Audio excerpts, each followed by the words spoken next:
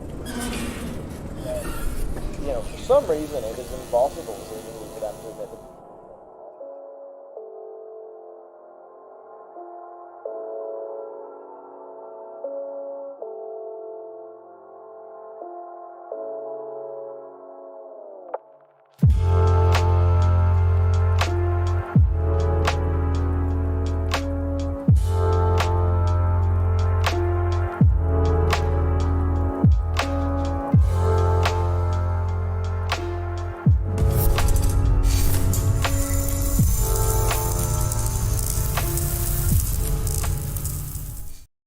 And hello, Hello. everyone. Hello. I'm going to move that off the table shot. It's the night There it is. before Endwalker.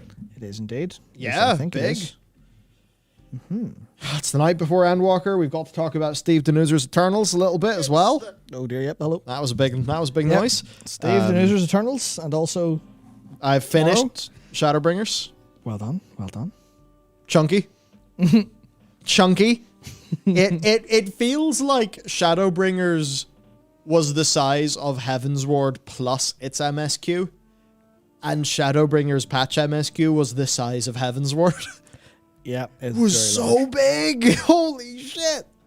Like, I thought I was going to make it easily when I got up yesterday. Little did I know it would. I mean, okay, I got off to a really poor start because I kind of felt like shit and lazed around bed for like 2 hours, which definitely put me in the back foot. But, man. Oh boy. Actually, our video is going to be coming up today. If the video is happening today, it'll be today, maybe half an hour after stream. So Yes, I shall get to that after stream. As it turns out, we can't publish a video while we're streaming. I mean, we could, but it wouldn't be very good. Yeah, and also the stream, there'll be a lot of Fs in chat with our bitrate. Yep, But absolutely. Endwalker, I mean, who gives a shit, man? But Endwalker? Yeah, because it's fucking raid testing tomorrow. Oh yeah, I can't. Yeah, let's go. Let's go, boys. Let's Yep. Yeah. zip Zoval. Let's assault Anduin. Well, it's only, I mean, in raid testing, we're going to be fighting against two of the greatest bosses that we've ever experienced in World of Warcraft history. Oh shit, man. Daglus, some French-looking name that I don't recognize, that we've never seen before, and some other thing that we've never seen before or met before. So, Cool. Very excited for that. Yeah, well, I don't have a funny follow-up, so let's get into it because you know what, we're both sleepy boys today. Oh, I'm ready But for the I trash took can. there we go, just got the message. John has just hit the render button on Nice. Shadowbringers patch. So you want those 5.3 and Final Duty? Oh, they're coming. Yeah, we were feeling pretty sleepy. And then we just took a quick little glimpse into the dock. And all I could think of is, oh, these are lore topics that will also act as a coffee. Yeah, absolutely. So, Oh, these what's coming up next in Steve Denuser's Eternals? It is time to find out. We have updated dungeon journal descriptions, which may sound boring, but I mean, some of these are just a bit wild.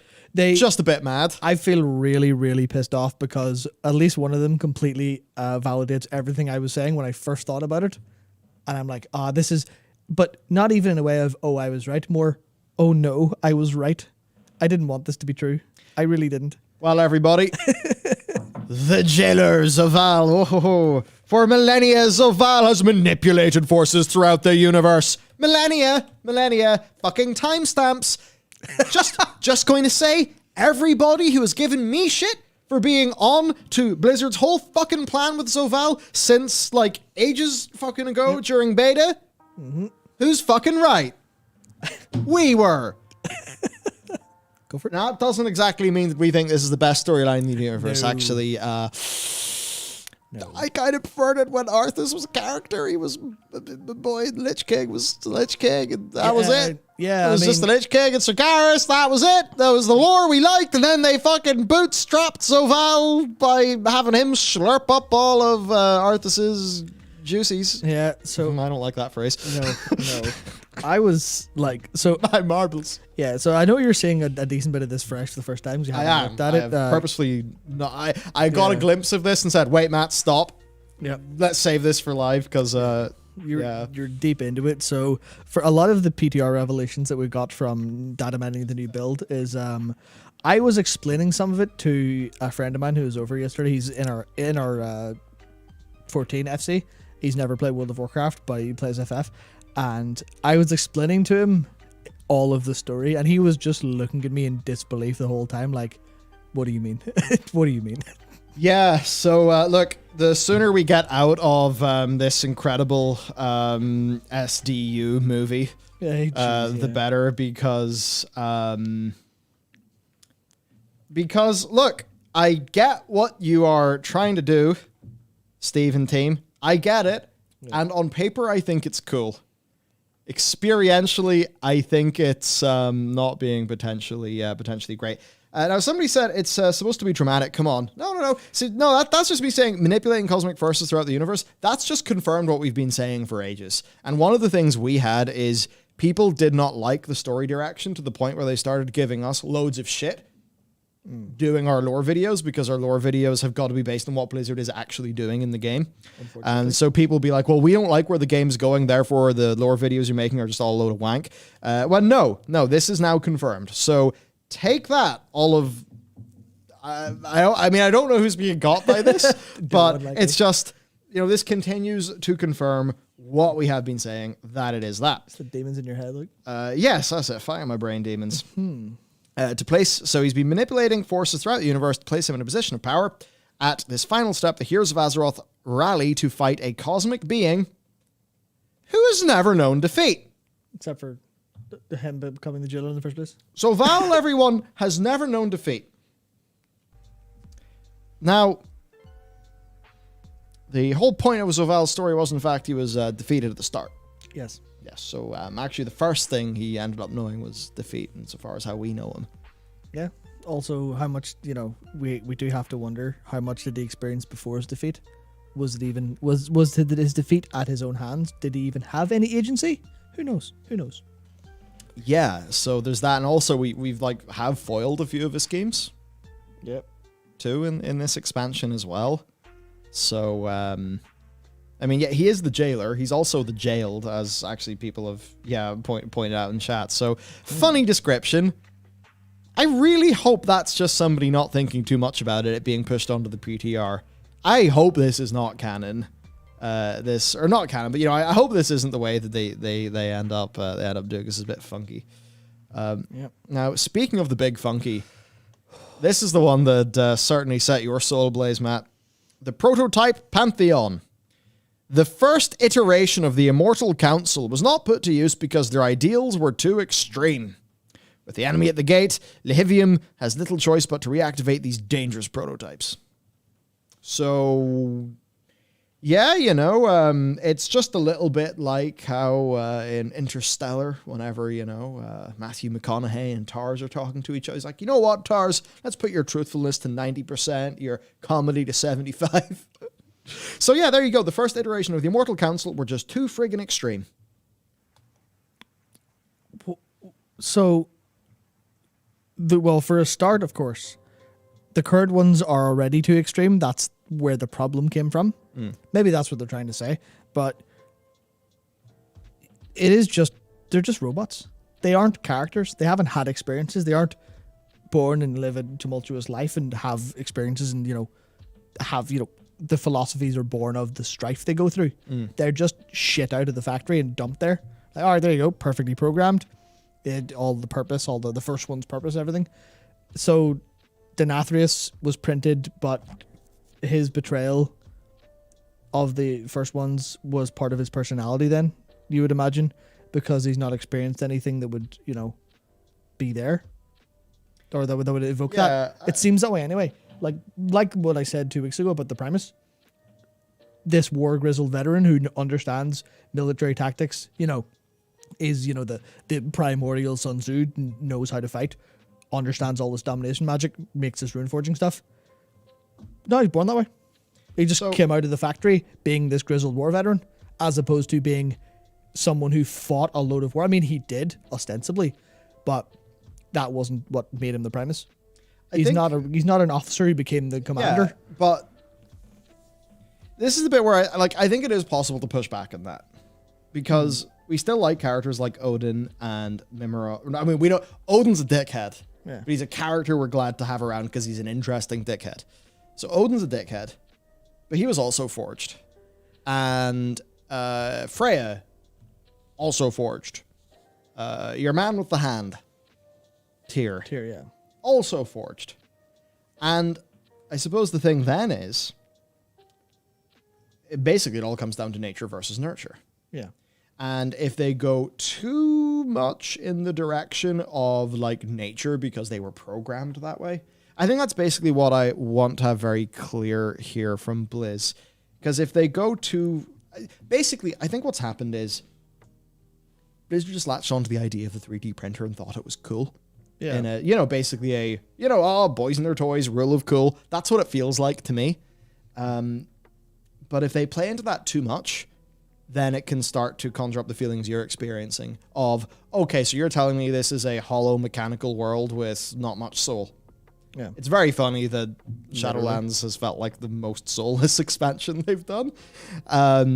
So that's basically the thing. Nature versus nurture. Because if it is a situation where, like, even people come out of the oven with different starting points. Yeah. And then, of course, it is, what is in somebody's nature, and then how, so it's like how somebody is in a very fundamental way versus how they're shaped by their environment. And I suppose maybe what's happened or what's happening here and why this is being felt a little bit more with this is the sort of forged characters that we know of have had a long enough history where we've heard about them and we've seen their trials and their tribulations. So the Titans, we all kind of know their story, all the shit they've been through, that they have actually tried to do plans and tried to, and all of that stuff. And then for the Titan Keepers, we know, like, no matter what way, like, Tyr came out of the oven, he clearly, I mean, even with all those characters, there's like disagreements between them and all of that. And they, they had all their stuff happen. So I think from Blizzard's perspective, they're just going to go and say, well, with the Eternals, it's exactly the same. But I'd then maybe sort of zoop in and say, that can be true on paper. But if we only see the Eternals act in a really pretty boring robotic way, which is kind of how they've acted thus far in this expansion, and then you dive super big into them being 3D printed, then it's not going to feel great to players. So a lot of it actually comes down to, and this is a big thing that's even came up playing Shadowbringers, often it's actually not the lore that's important. No. You can make nearly any set of lore and world building make sense if the story that it's told through is good. And I suppose people are just struggling with that. They haven't told the story enough to make people, have the lore feel kind of believable and rich. Yeah, that's the point that I'm sort of really trying to get at here. It's that so much of this feels like pure nature, like all of the history between the Winter Queen and the Loon, that, the sisters, all that stuff, that is entirely implicit. There's a lot to learn from a Loon, but we just see a copy of the Winter Queen printed out looking the same. There's no difference, outside of been unfinished. There's no difference of, we can see where the Winter Queen is scarred from battles or anything she's lost. Yeah. None of that is implied. It's all just, especially because of the way the Shadowlands is framed to us, where we come to this machine that up until extremely recently... Yeah, the machinery of death is even how they positioned it at the very start. Yeah, so obviously that's all fairly thematic and stuff like that, but what it means for these characters that they've tried to push in us so hard is just that they don't exist. They were in this like stasis bubble, then they come out. What's up? They've just made the entire World of Warcraft universe into Oddworld. Yeah, that's what they've done. We're all just food for the machine. Yeah, that's clearly what they're kind of trying to get into. That's exactly what it is. There's no uniqueness to them that isn't, if it's implied, it is implied so loosely that they have not thought to put it in whatsoever. So I don't think of any of those 3D printed gods as characters anymore. I would if they changed their minds fairly quickly when we landed. Like, obviously, one of the things is Carestia has now changed based on what the Kyrians experienced. Not that manifests in any way that's okay or seems to actually matter. Or the most the player base have seen. Yeah, it's just okay. Well, here I guess Carestia has changed. So if the idea they're going for is that, that's fair enough. But they haven't done the job of showing that our influence can change that heavily enough, or if it gets the machinery. Yeah, it just feels like, oh yeah, well, all of these characters have no history that we're aware of. It's the sort of thing, right? Let's just say, I end up in a room with Steve and we're talking about the lore. And I feel like I can really engage with, I think, the deeper themes and things that maybe he's trying to go for here. Where, there is a thing of nature versus nurture. I mean, I really like the science fiction genre. Mm-hmm. A lot of things involving AI, right? And, AI characters. There's been so many great AI characters in media, and there's always that question of how much is this just following its programming, or can the programming self-adapt? And do you get to this situation with, with a character where, a human plops out, spends 20 or whatever years, and to a degree their personality crystallizes? Does an AI get to the same place via slightly different means, but then as a individual operator, a rational whatever they are, can they then move and change and be whoever they are as an AI? There you go. Now it's Mass Effect. I'm talking about organics versus synths. But like all of that to me is really fascinating lore. And I actually think there's probably a decent degree of that Steve really wants to engage with in all of this. Yeah. But what I'd then say is that really would have worked if Shadowlands had an A plot that I basically played like a campaign, like I just did in Shadowbringers. Because when I go through things, the campaign that I got was solving local issues and world building for 4 different factions, which is, by the way, like usually all, cool and good. Yep. But it then ended. The Covenant campaigns were of mixed quality. I didn't spend enough time with the key characters driving forward the A plot, and that basically just means that none of them really feel like characters. And then as to what you said, I mean, yeah, if we get to see the original the original Primus, and he looks like the Primus, but not exactly like the Primus. His beard's a bit different. His face is a bit different. He doesn't have a few scars. And we can tell that, even take Terminator. Mm-hmm. All these 3D printed Arnolds coming out. But people do end up engaging with the Terminator as if he's a character. Yeah. Because, it is his programming, but he has agency enough. But then it's like, this is his programming, but you're always just kind of thinking there about the Terminator. Okay, well, how much is Arnold just following his programming versus is he actually developing a little thing? What does his AI let him do? All those interesting questions. And those are only things that can be played around with, and you can maybe come to more conclusions about it when you spend enough time with that character such that you actually know the character, and haven't really done that with any of their Pantheon members, which then means if the only information that you have is they're a bunch of stubborn pricks that you don't spend that much time with who just seem to be annoying and not really understand what's going on and be upholding something that seems a bit sketch, and then we find out they just come from the Forge. Given the lack of emotional experience that the player has got with those characters, you're going to feel a certain way. So it's just a fundamental failure of storytelling. Yeah. And if you don't have that much time, you don't have the time to do this right, take all of this, put it in a book on Amazon. Then take take Folk and Fairy Tales, put that in the game. Yeah, that's a better move. And then delete the Amazon listing for the other. Of course, yeah. Because basically all of the stuff feels so much more rich and characterful when it is the mythos of the peoples we know. And the way to really do this is like, see this shit? We should be doing this with Bran Bronzebeard. We should be discovering it in a very boots in the ground way with characters that we know who are tied to it. In the same way, take the Crystal Tower MSQ and how you learn about the Allegan tech and all of that. That's the thing with FF14. It's got some real wacky shit.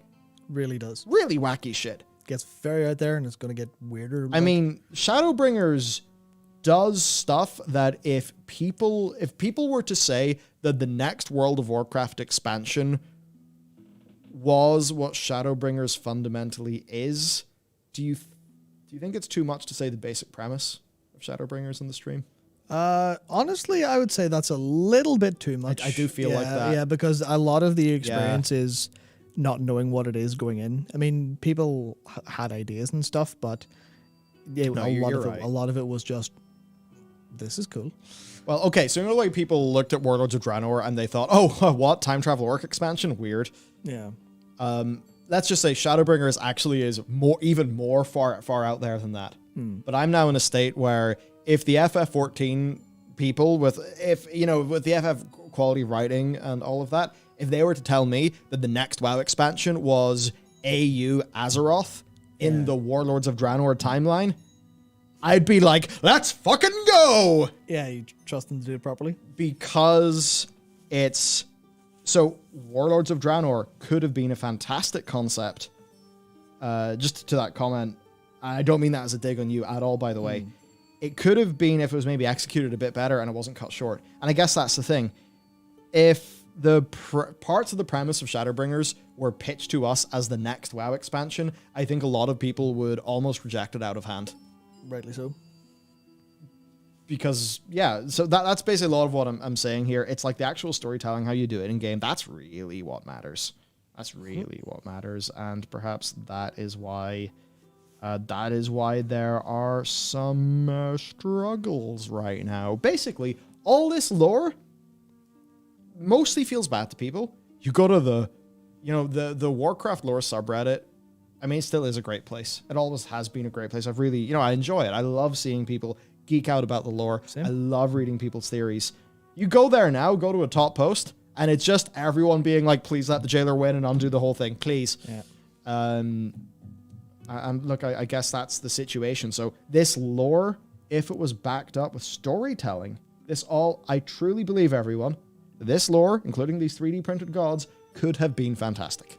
It just needs to be executed on with some sort of idea for a story that's well paced and well actually gives you what you need to see to make the themes work, as opposed to just like, I think if you have to play benefit of the doubt with how the story's written and the themes are going for, and go, okay, well, based on how you've written other stories and then how this is generally done in storytelling, I can extrapolate themes, because rather than experiencing the story, I'm almost feels like this was something I think I said in the speculation video for Endwalker, but we're basically writing World of Warcraft alongside them.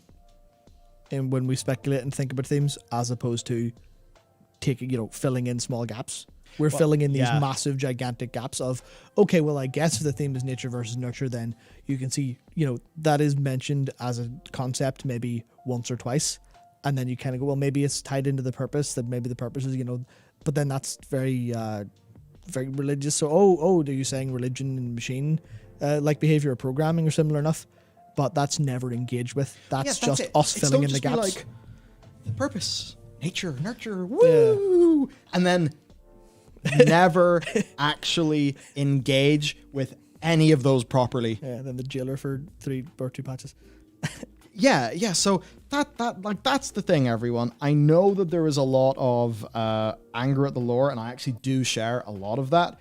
My fundamental belief is that if the story was told well, just about all of this lore would work pretty well.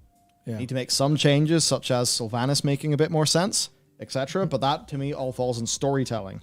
You could take all of the key beats of this and have it work. I guess I think about, say, here's a good example. Game of Thrones. Now, I don't want to come off as a major snob here. It's kind of inevitable that a little bit of that will happen. Big snob. My personal belief is that Game of Thrones basically went to shit after like season 4, and season 8 is just the culmination of old D&D being fucking hopeless. Yeah. Look, Game of Thrones season 6 and 7, I thought that those were pretty weak, to be honest. Now, there's the likes of the Hard Home episode that are some of the best TV I've seen. Incredible. So there's absolutely good bits. But the further you step away from those initial few books, the more messy it gets. Now, you have this situation, right? I think, where in Thrones, let's just say because I know that the showrunners did deviate from George Martin's outline of how the ending was going to be. And I mean, there's actually recent stories have came out that seem to indicate George wasn't best pleased with the whole thing. I mean, seeing your baby be fucking murdered like Game of Thrones Season 8, which, hey, by the way, Steve, I get it. You can enjoy Game of Thrones Season 8 if you want. That tweet certainly did a lot of damage to your rep, and definitely please try to engage with and work out why people bring that up about you fairly regularly. I don't say that as a dig. I say that as, Game of Thrones Season 8. Look, to be honest, if I'd let's just say, engage in some of the devil's lettuce, it was just a bit high, I could be like, bruh, fucking Dothraki, yo! And, just see the spectacle. Yeah. Because you cannot knock them for the spectacle in Game of Thrones Season 8. I mean, the battle at Winter, I was about to say Winterhelm. Wintergrasp? No. Where's Winterhelm from? I don't know. Winterfell. What? I've got brain damage from the last while. I mean, that battle was so visually cool, even though it made no sense in any But if I was just like high as balls, right? Just there, high as balls, big thing of Doritos, just like, this is very cool. Then sure, maybe it would all come off as great. But then it's like, as soon as you actually try to engage your head and think about these characters, think about what they did with Littlefinger. I mean, please. So I would just say engage with that because, and this is the point that I've meandered my way to here. This is where I've meandered my way to. Most of that Game of Thrones stuff, if the storytelling had have remained good, most of the key plot beats, such as Dany losing her marbles and doing the big burn, those things all basically could have worked. The story just would have had to have been told. And, people make, it's the little meme of, Game of Thrones, Season 1, and then Season 8's all like fucking cramped into the margins of the side of the book, right? Yeah. And that's the thing. Because it was so squeezed into the margins, none of the core plot beats they had actually worked because they did not have enough reinforcement. The characters just didn't work.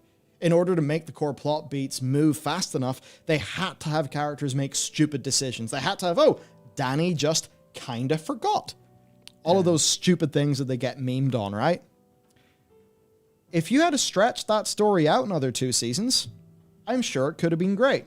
And that is the lesson that needs to be applied to, to World of Warcraft. And look, if you're in a position where, you really like Game of Thrones Season 8, you're now working in World of Warcraft, you're getting a lot of similar criticisms to Game of Thrones Season 8, the thing to do is to actually have a think about why you thought your lore is cool and why you thought Game of Thrones Season 8 is cool. Actually engage in the cool parts of both of those things and then try to work out why it's not like that for a lot of other people. And I think in doing that, you can have a really good, productive, constructive, discussion that actually gets you to a really good place. Absolutely. And that's what I think needs to happen internally at Blizzard. I think they actually have plenty of interesting enough grand ideas, but I think the problem they have is that it's so fucking compressed, it's so squeezed, that to move their plot fast enough, characters don't really act sensibly all the time. They just have to exposit shit at us. And it's all just a big old mess, which means that any of their cool ideas are squandered. And what Blizzard is now running into is a situation where, like with Game of Thrones Season 8, it doesn't matter if you use all the cinematic technique in the universe, if you have the highest production values, the coolest cinematics, what's fundamentally going to happen is the basic building blocks aren't there. There's no amount of very visually striking battle scene that's going to save you. Yeah. And that's, I think, where they've wandered into here. Yeah, I think it's fundamentally, to me, it's a little bit of a misdiagnosis problem where it's like, well, what do you not like? And then players are going to, the general consensus is going to be about the idea because that's just a general misdiagnosis of things. And you can see how that happens when it comes to trying to get signal out of the noise. The strongest signal is likely going to be based on the thing that you can clearly attack, which is the idea, but you can't very clearly attack specific points of execution. Yeah. It's the kind of thing where, if someone comes into your restaurant and it's just a patron, they're not going to eat the food and be like, oh yeah, I understand the cooking process of this dish. I know where you've gone wrong. you might want to leave that, take that fish out a couple minutes earlier, leave it, last couple seconds, warm, cook itself through by being warm. Then you want to apply your garnish at this point, bring it out to us. They're going to go, it's bad. Yeah, fish bad. not good. Guess I don't like fish. I mean, actually, I literally had this conversation with, not much of a conversation, but I basically said it to Nikki earlier today. Time dilation is weird. Anyway, he was talking about Brussels sprout and roast bacon soup. Brussels sprout and bacon soup. I was like, I know that's great. I know that sounds good, but fuck, I hate Brussels sprouts. And then he just goes, oh, well, you've only had Brussels sprouts that are, parboiled. On the good Northern Irish tradition. Yeah. Utterly bloated, destroyed. Bloated. As opposed to nicely seasoned and roasted. You're like, okay. Yeah. So it's not that I don't like Brussels sprouts. It's that I don't like the Brussels sprouts I've had because they've been prepared wrong. But I'm just going, well, Brussels sprouts are fucking stinking. Which, you can see how then on a big basis of a fan base, they go, oh, well, they don't like the ideas. They don't like the Shadowlands, which is not necessarily true. We could have liked the Shadowlands, but it's just a series of misdiagnoses. Yeah, like, hey, I don't like fish. Guess what happened whenever you, me, and Dickie decided to go to a Michelin star restaurant? Oh, yeah. Sounds a lot more fancy than it is, because I know sometimes you hear that in American, people are like, oh my god, a 400 quid plate. No. No, it is for the 6-course tasting menu, £65, which certainly is expensive. Less than a PS5 game these days. Oh, wow, yeah. But that was a case where it's like, wow, this is what a fish tastes like when it's cooked by a fucking master chef. Well, shit, this is delicious. Maybe I can like fish. Yeah. And then the next time I have fish, it's an overcooked salmon fillet. I'm like, oh, what's going on? Yep. That's exactly the point. And this is all ties perfectly into the prototype pantheon. Yeah, absolutely. We run the tightest live stream on earth. To move on, we've got the Lords of Dread. Fucking hell. Yeah, absolutely. Move on. The Dread Lords have worked for eons to bring Zoval's plans to completion. There you go. As I was saying, hard confirm, like Big Sarg. Yeah. I mean, like, this stuff has been in the game since beta. The video we did in it, I'm proud of. Yep, absolutely. I wish we got to use Katie's voice acting though. We need to get Katie to voice act in something. They do a great voice. But that was the one we did the voice acting for. We had so much fun, and it's I think it's actually a pretty cool set of lore, pretty cool stuff. It's just the storyline.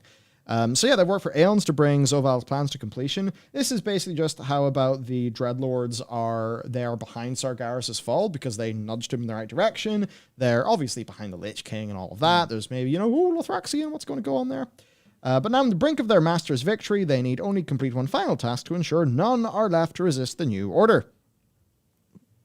Kill us. They're going to fail. I mean, they're going to succeed a number of times and then fail.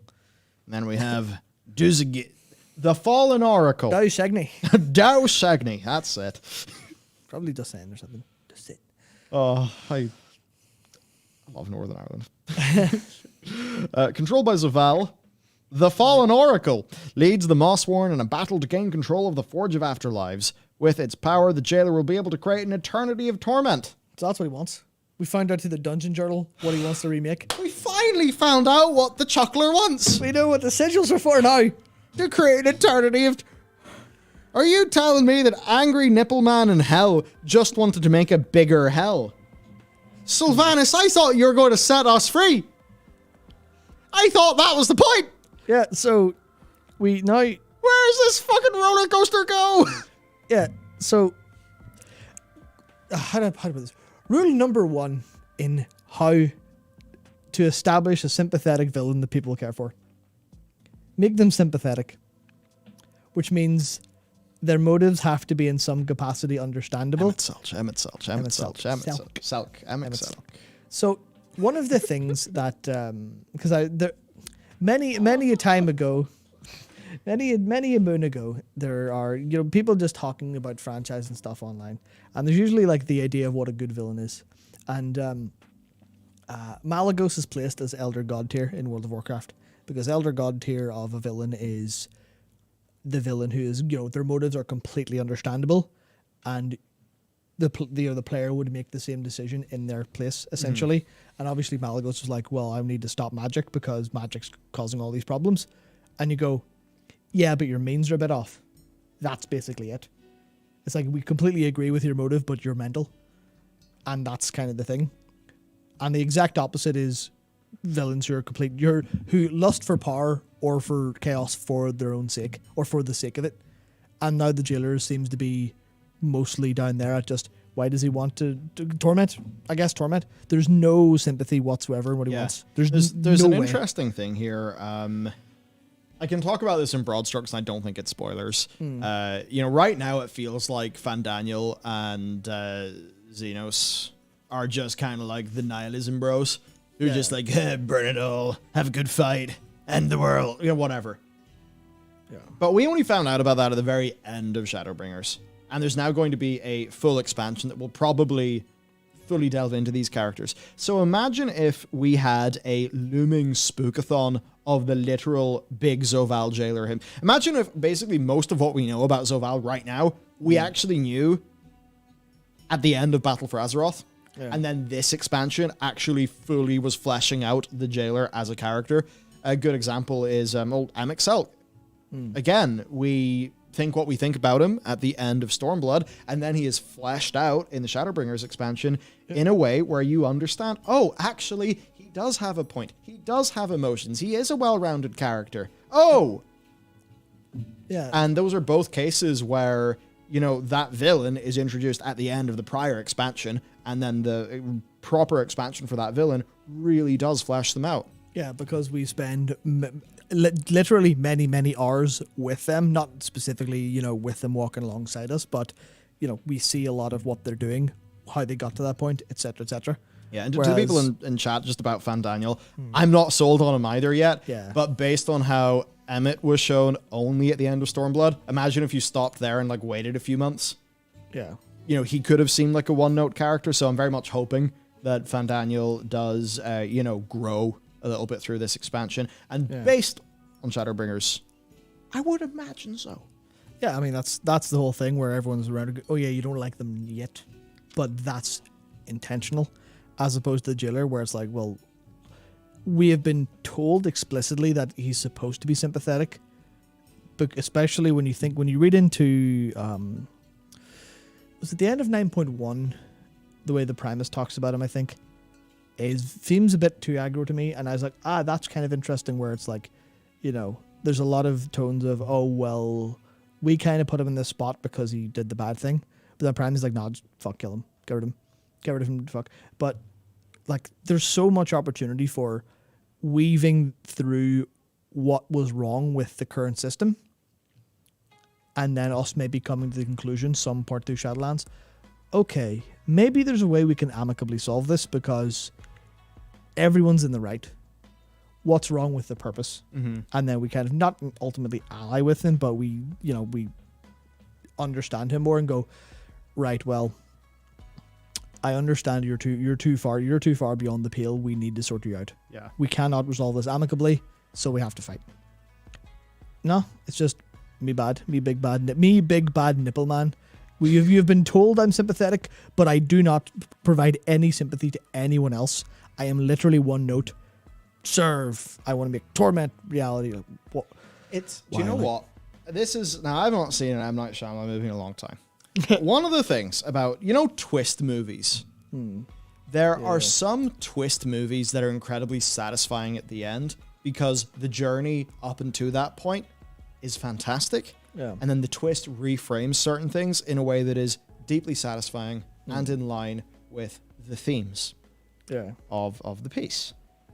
You can then have the worst of a twist movie where the twist is just a cheap bing bing wahoo at the end. Yeah. And in order to achieve the twist, they have sacrificed the journey up until that point.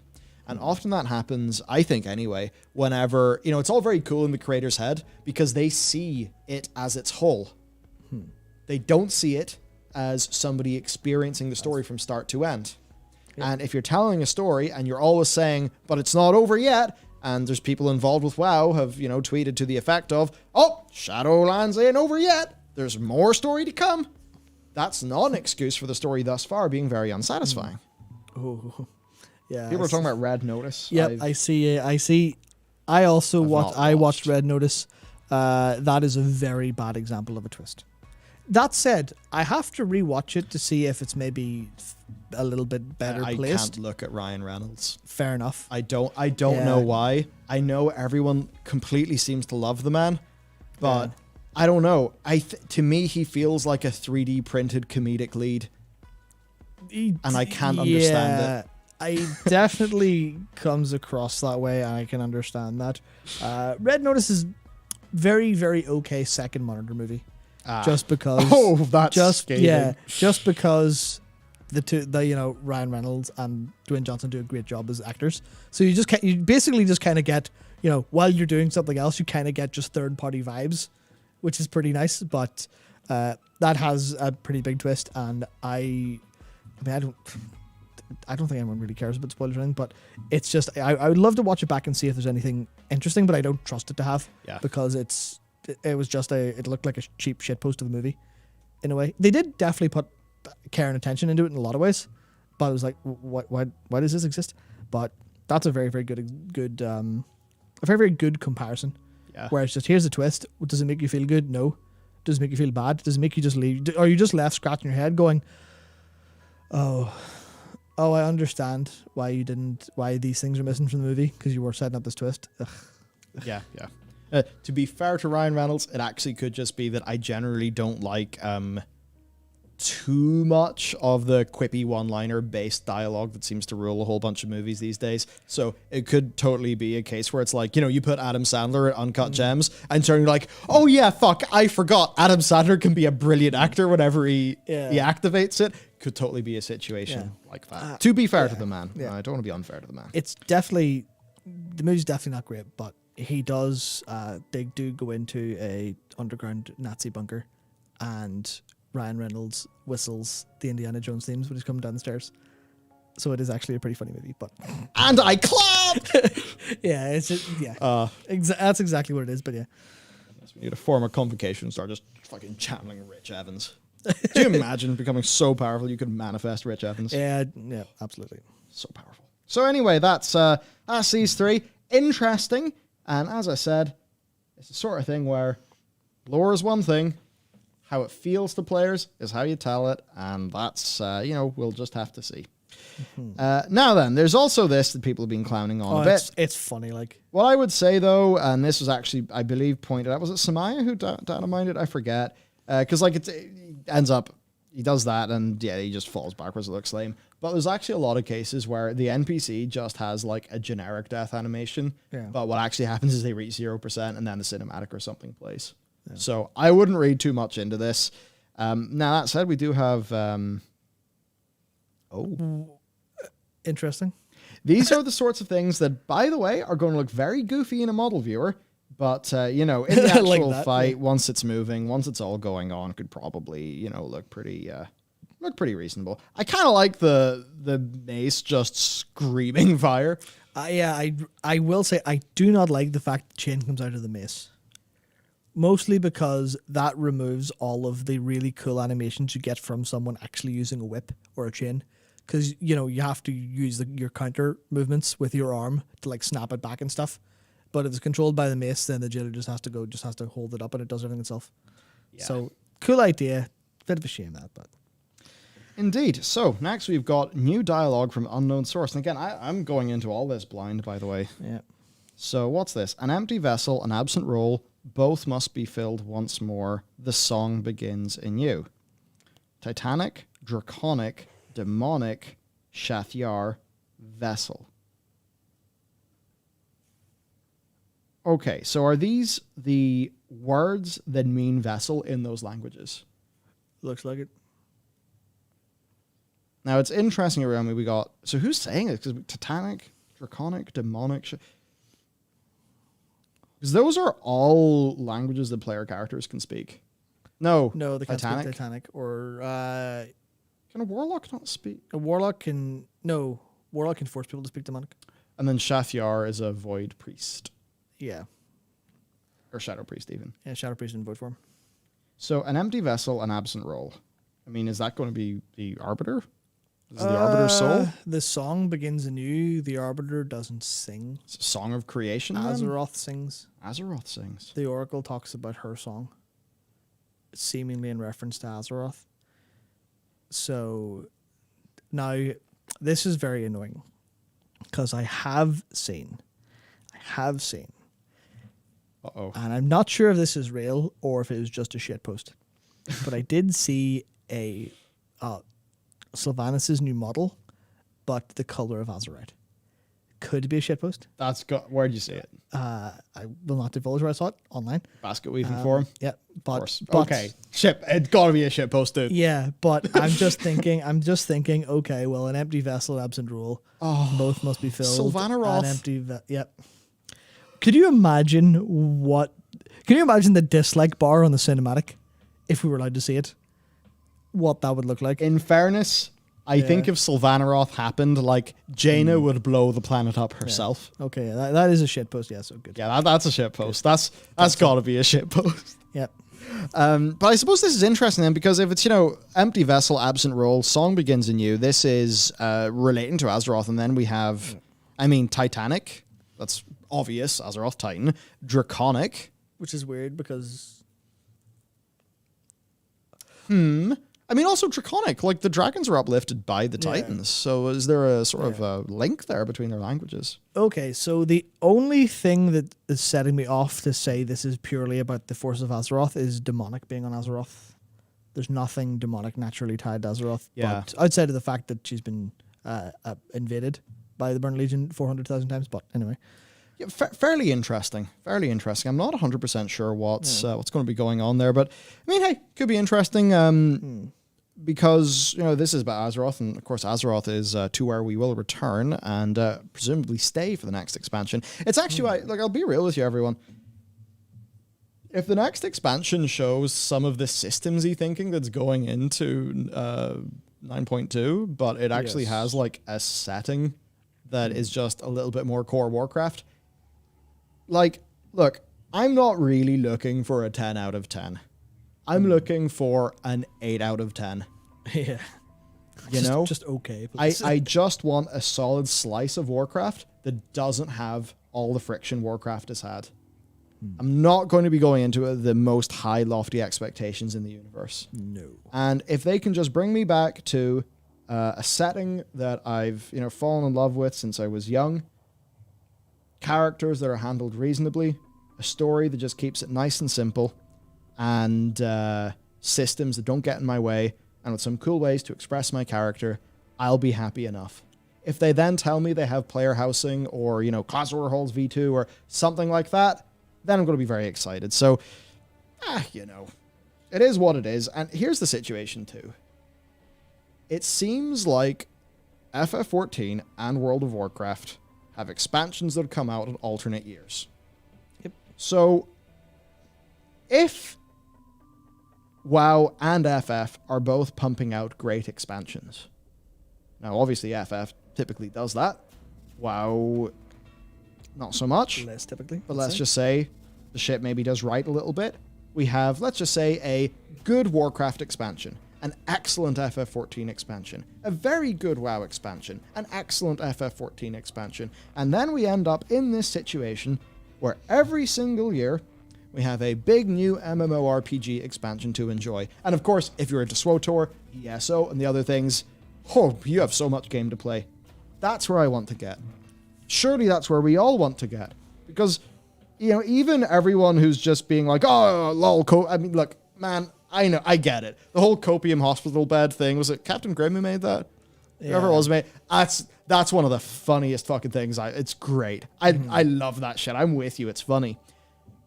But surely we're only saying these things because we once loved what Warcraft was. And surely that means we do want it to be better again. Back to, Well, the whole point of copium is that it's an unrealistic belief. So you have to be high to consider it possible, I think is largely the point of it. Obviously there's people who are out there saying, no, the game's good now. In that case, more power to you for enjoying it. But I think the majority of people disagree. In that case, it's like, well, if you think it's good now, then a lot of us would disagree with you. But if you're happy, then that's good. What if we told you that actually for a lot of people it's not great. But if it was great for those people, it'd be even better for you. Oh, look, we all want to move along down the same road. Except you've got tribalism in play. Uh-oh. Because, I mean, I've even seen people act like, oh no, well, if World of Warcraft gets good again by your standards, you won't be welcome back. That kind of carry on, which is profoundly unhelpful, but... There's a really easy way to knowingly go about that. And it's whenever I see, like, sometimes we appear in a WoW or an FF thing. Yeah. Or not an FF, sorry, a WoW or an MMO champion thread. Yeah. And all these people, they say, and I'm like, No.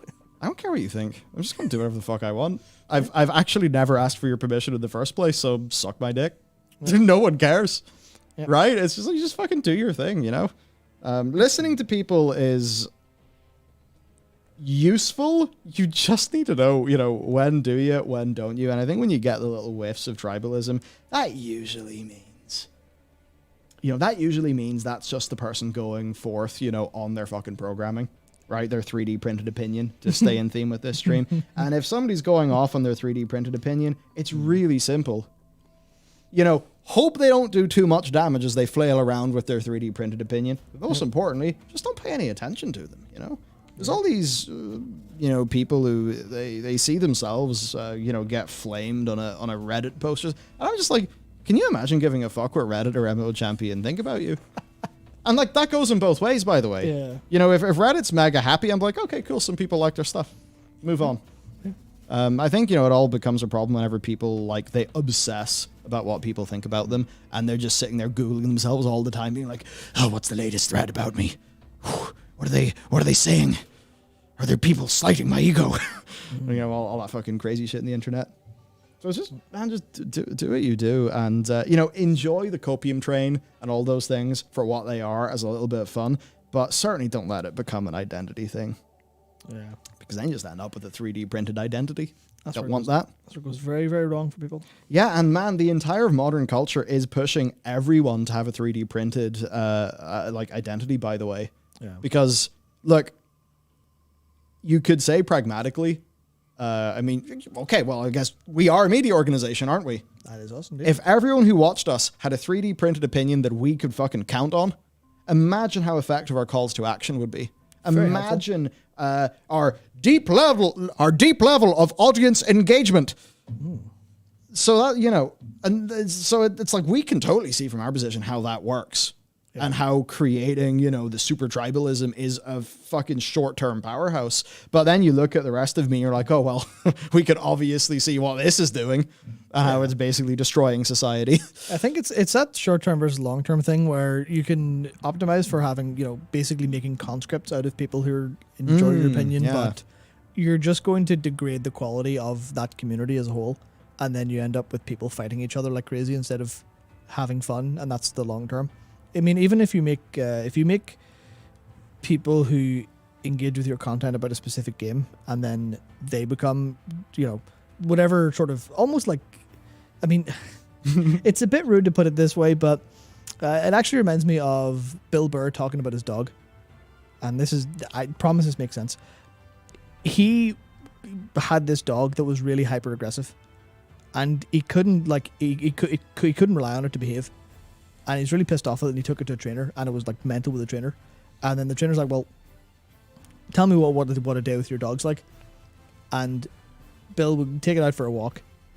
He'd, go pretty fast for the walk, play with it a load, and then he'd bring it back into the house, and then he'd kind of wrestle with it. And the trainer's like, every single day you've been training this dog to be hyper aggressive in its own house to defend its home. It's play defending, but it is defending. So if anyone else walks into the house, they're gonna go, "This is my fucking house. I'm gonna tear the shit out of you." Yeah. And that's what you end up doing with people as well when you're like trying to engage with them in certain ways. You just have these rabid dog people who are trying to, oh boy. Yeah, you've got these rabid people that are defending their land, defending their ground, and it's just no one wants to be in a house with a dog that's going to tear its feet off. Like, yeah. A bit of a roundabout way of saying, no, I get it. Yeah, don't try to drive people into that kind of way of thinking, no matter what you do, because you're just going to massively degrade the quality of everyone's life in that environment. Yeah, and Dante, the reason why we're talking about Bill Burr, tribalism, and the dog is because we truly think that these are important topics within, within gaming, actually. Yeah. They're important topics within society. They inform the cultural context within which video games are made, right? So, it's that whole thing. Like, if, as a developer, you're just kind of always trained in this, we're the best sort of defensive way, you're not going to be good at listening to feedback. You're going to be stubborn. Yep. For fan bases, then all the fucking crazy chaos that all that creates, right? So it's all really important stuff. I know it is kind of like a level different, but I think it's relevant. Yep. Now that said, not looking too good there, Sylvanas. We're going through this document at a blistering pace. We've got to tear the arse out of everything. Eh? So we've got some new Sylvanas voiceovers, and these set the internet on fire. I don't remember the exact moment. I have the dislike thing, so there you go. Now, a part of being in our position too is sometimes, a part of being responsible is trying to work out, there's the most dramatic thing. Mm-hmm. Then there's the other reads of the situation. And the most dramatic read of this is that actually this is about the jailer and the story makes no sense. The less dramatic and perhaps more accurate read of this is she's actually talking about Arthas in Warcraft 3, in which case it makes more sense. Probably they're going to go with the one that makes more sense. So it's probably that. And that is one of the things that we have very, very much got to take into account when we're talking about data mining that doesn't come out with full context. So let's get into it.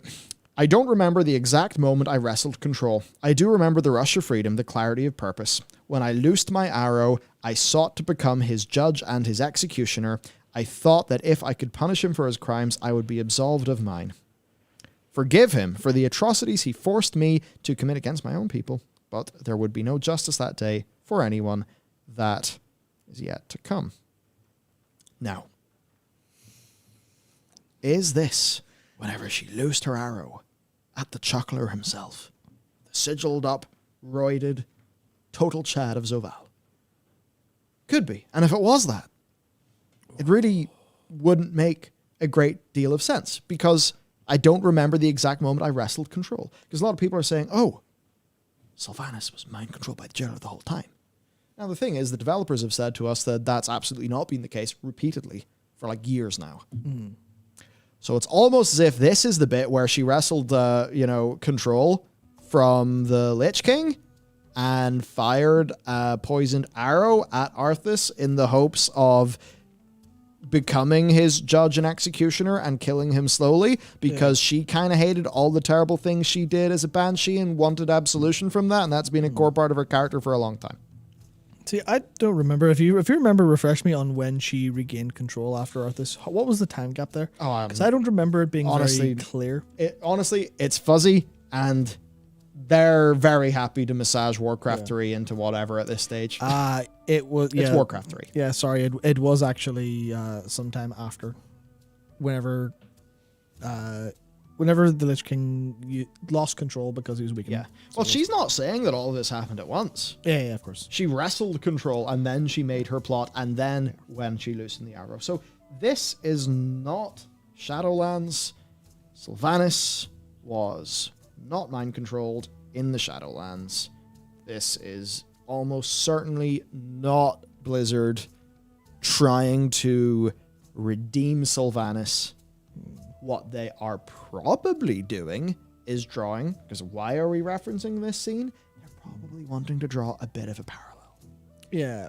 Now that parallel has a decent chance of making really not that much sense, because in one of these cases, she was mind-controlled, in the other one, she was duped. She was had.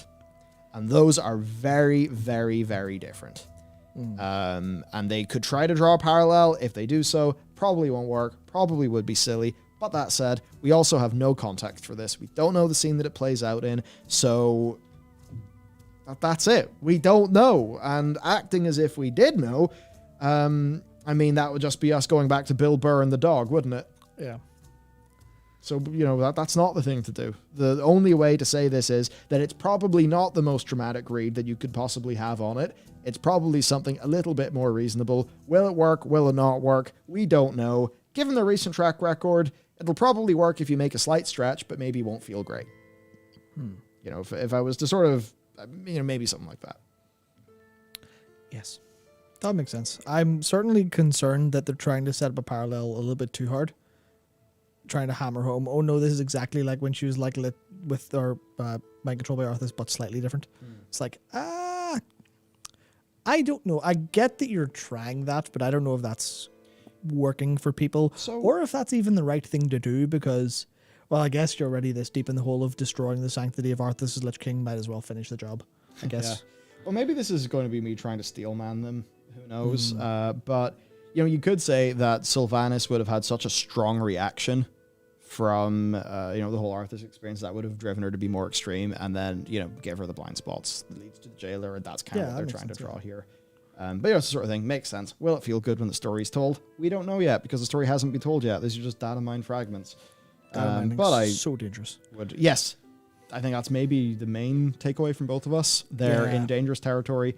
They will have always known they've been in dangerous territory. Yeah. Because, Arthas is going to come up. Yeah. Don't mess up Arthas, please. This is the one thing I think that one of the most important things I think the developers should maybe take away from this. Obviously, they're not going to be able to do this within Shadowlands time development-wise, but they really need to separate their branches internally for releasing stuff. Because if we see a 10.0 alpha and it just has a load of plot details that are like, voice lines and stuff like that and a load of broadcast text from encounters, then that's just going to tell us what the Let's game make is. a video about this on the Warcraft channel. We absolutely will. Because guess what's coming out tomorrow? The raid? Of course, the raid testing's out tomorrow. Yeah, Yep, nothing raid else. testing, yep. Yeah, I've been getting ready to have my character in the PTR and everything. No, but Endwalker's coming out tomorrow and we don't know what's going to happen. We have no idea. There has been no beta. No beta. No data mining. No nothing. It's the sort of thing, look, I love the data mining. It's really fun to get into. Yeah. I still do think that it would be better for players of Warcraft if none of that existed. If there was no data mining, if it was just impossible, if there was no PTR, no nothing. Again, I'm not saying that as a diss. And there's a bunch of people like, oh, WoW have ruined the story. They've ruined World of Warcraft. And sometimes you see sort of Blizzardy people kind of echo some of that sentiment. And it's like, you guys release the information in a pretty accessible way publicly. Yeah. If Wowhead doesn't cover it, someone will. Yep. This is something driven by economics. Yeah, I mean, they I don't know if they literally support Wowhead, but they basically do because it's WoW supports them. Yeah. I don't mean that literally. I mean, Blizzard would be fucked without Wowhead. Yeah, so that's a thing where, that's a well-established relationship. So they're not going to take the FF approach and go, if you data mine our client, we will kill you. Not literally, but, figuratively speaking. Probably literally no Yoshi P. Was it Stormblood leaks? He fired a whole department. What? Yeah. There was, I think it was as other QA, I want to say European QA. I think they found some Stormblood leaks came from them and the entire department gone. At least that's the story. I'm not sure if it's 100% true. Yeah, no, if that is how it is, then actually I don't like that because in that case somebody would have been fired and they would have done no wrong if the entire department was gone. And if that is the case, then that seems very unfair. Yeah, I'm not sure. I find it hard to believe. I'm not sure if that's true, but that's what people say about the data mining stuff. And that's why the only data mining happens is deep secretly in hidden discords that no one's allowed to know about. And, I'm happy enough with even the Apple policy of leaks where it's yeah, if you leak, we actually have an internal bit of our company who's going to fucking hunt you down so you can be fired or maybe criminal shit brought against you because guess what? You violated all the shit you agreed to and leaked our plans. I'm fine for a company doing that. Yeah. If Blizzard was to, just say, all right, no PTR, no data mining, nada. I mean, imagine how much more exciting the content would be. Apparently, according to Sylphion, it was a Stormblood leaker from NA's QA that revealed the Blue Mage 8 months ahead of time, and they were removed, but the department wasn't. So I think people have played a little bit of what's Chinese whispers? Yeah, I was gonna say what's the term now because I don't think Chinese whispers is. Yeah, I've always wondered where that came from. It was always like the term we'd hear growing up. I have no idea. Yeah, I think it's maybe not the most charitable term. I'm fairly sure we whisper everywhere. Yeah, I think it's probably just a mistranslation thing. Something like that, but so telephone, that's what they call it. Yeah, telephone. We've called it Chinese whispers. That's what teachers would call it Yeah. in school back in the day. I never really knew why it was called that. But yeah, I think a game of telephone's a far more reasonable way. I've never heard Chinese whispers. Must be a UK thing. Yep. In fact, maybe it is a UK thing. Yeah, I have no idea where it comes from. Yeah, it's a British one. Yep. Oh, of course, because they had a presence Yeah. in China. Interesting. So that's probably all tied to some rather dark history. Yep. Actually, most of those friggin' Yeah. things from your childhood are probably tied to some dark history. Yeah. Pretty bad. Pretty bad. Well, there you go. Interesting. Oh, thank you, Alistair, for Alistair, Alan. Thank you for joining as a member. Yeah. Interesting. Oh, fucking thank you, Terrible, for dropping us a $20 super sticker. Yes. Thank you very much. Yeah. Well, if you want, you know what? Chinese Whispers wasn't actually its original name. It was adopted in the mid 20th century. What? After that, it was called Russian Gossip. Oh, the Brits are Damn. people, I think. Oh, dear. That's it. As our communist speaking. Oh my god, yeah. So telephone's the correct one because the quality of the as anyone who's been on a phone knows, the quality of communication codec for telephone fucking sucks. So Aye. So there you go, everyone. Once again, we have got extremely sidetracked. whoops. Okay then, right. Sylvanas, if the jailer has breached the sepulchre, then he's a breath away from enacting his plan. Hey, Megan, thank you for... I need to get more... Sorry if I miss anything, by the way. It's only when I have my phone up because of the way we do the screen share and everything. Yeah. So I am really sorry if I miss anything. But yes, thank you, Megan, as well. You get emotes, like the Pepsi emote. No, it's not Pepsi. It's Pepsi. It's Beppis. It's nothing to do with that company. No sue. Please, no sue. So if the jailer has broken the sepulchre, he is but a breath away from enacting his plan. That's not what Sylvanas sounds like. Bolvar, the crispy man. We cannot allow that to happen.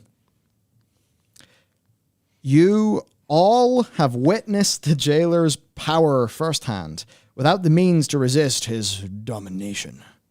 We have no chance against him. Sylvanas, Anduin may be key if we can save him from... How dare you speak of freeing him after all you've done? Very productive, Jaina. But you can maybe understand why Jaina would be just a little bit pissed off with Sylvanas. So... Should I say Sylvanas? Right. Okay. Hey, thank you, Alex. Yeah. So... Oh my god, and also...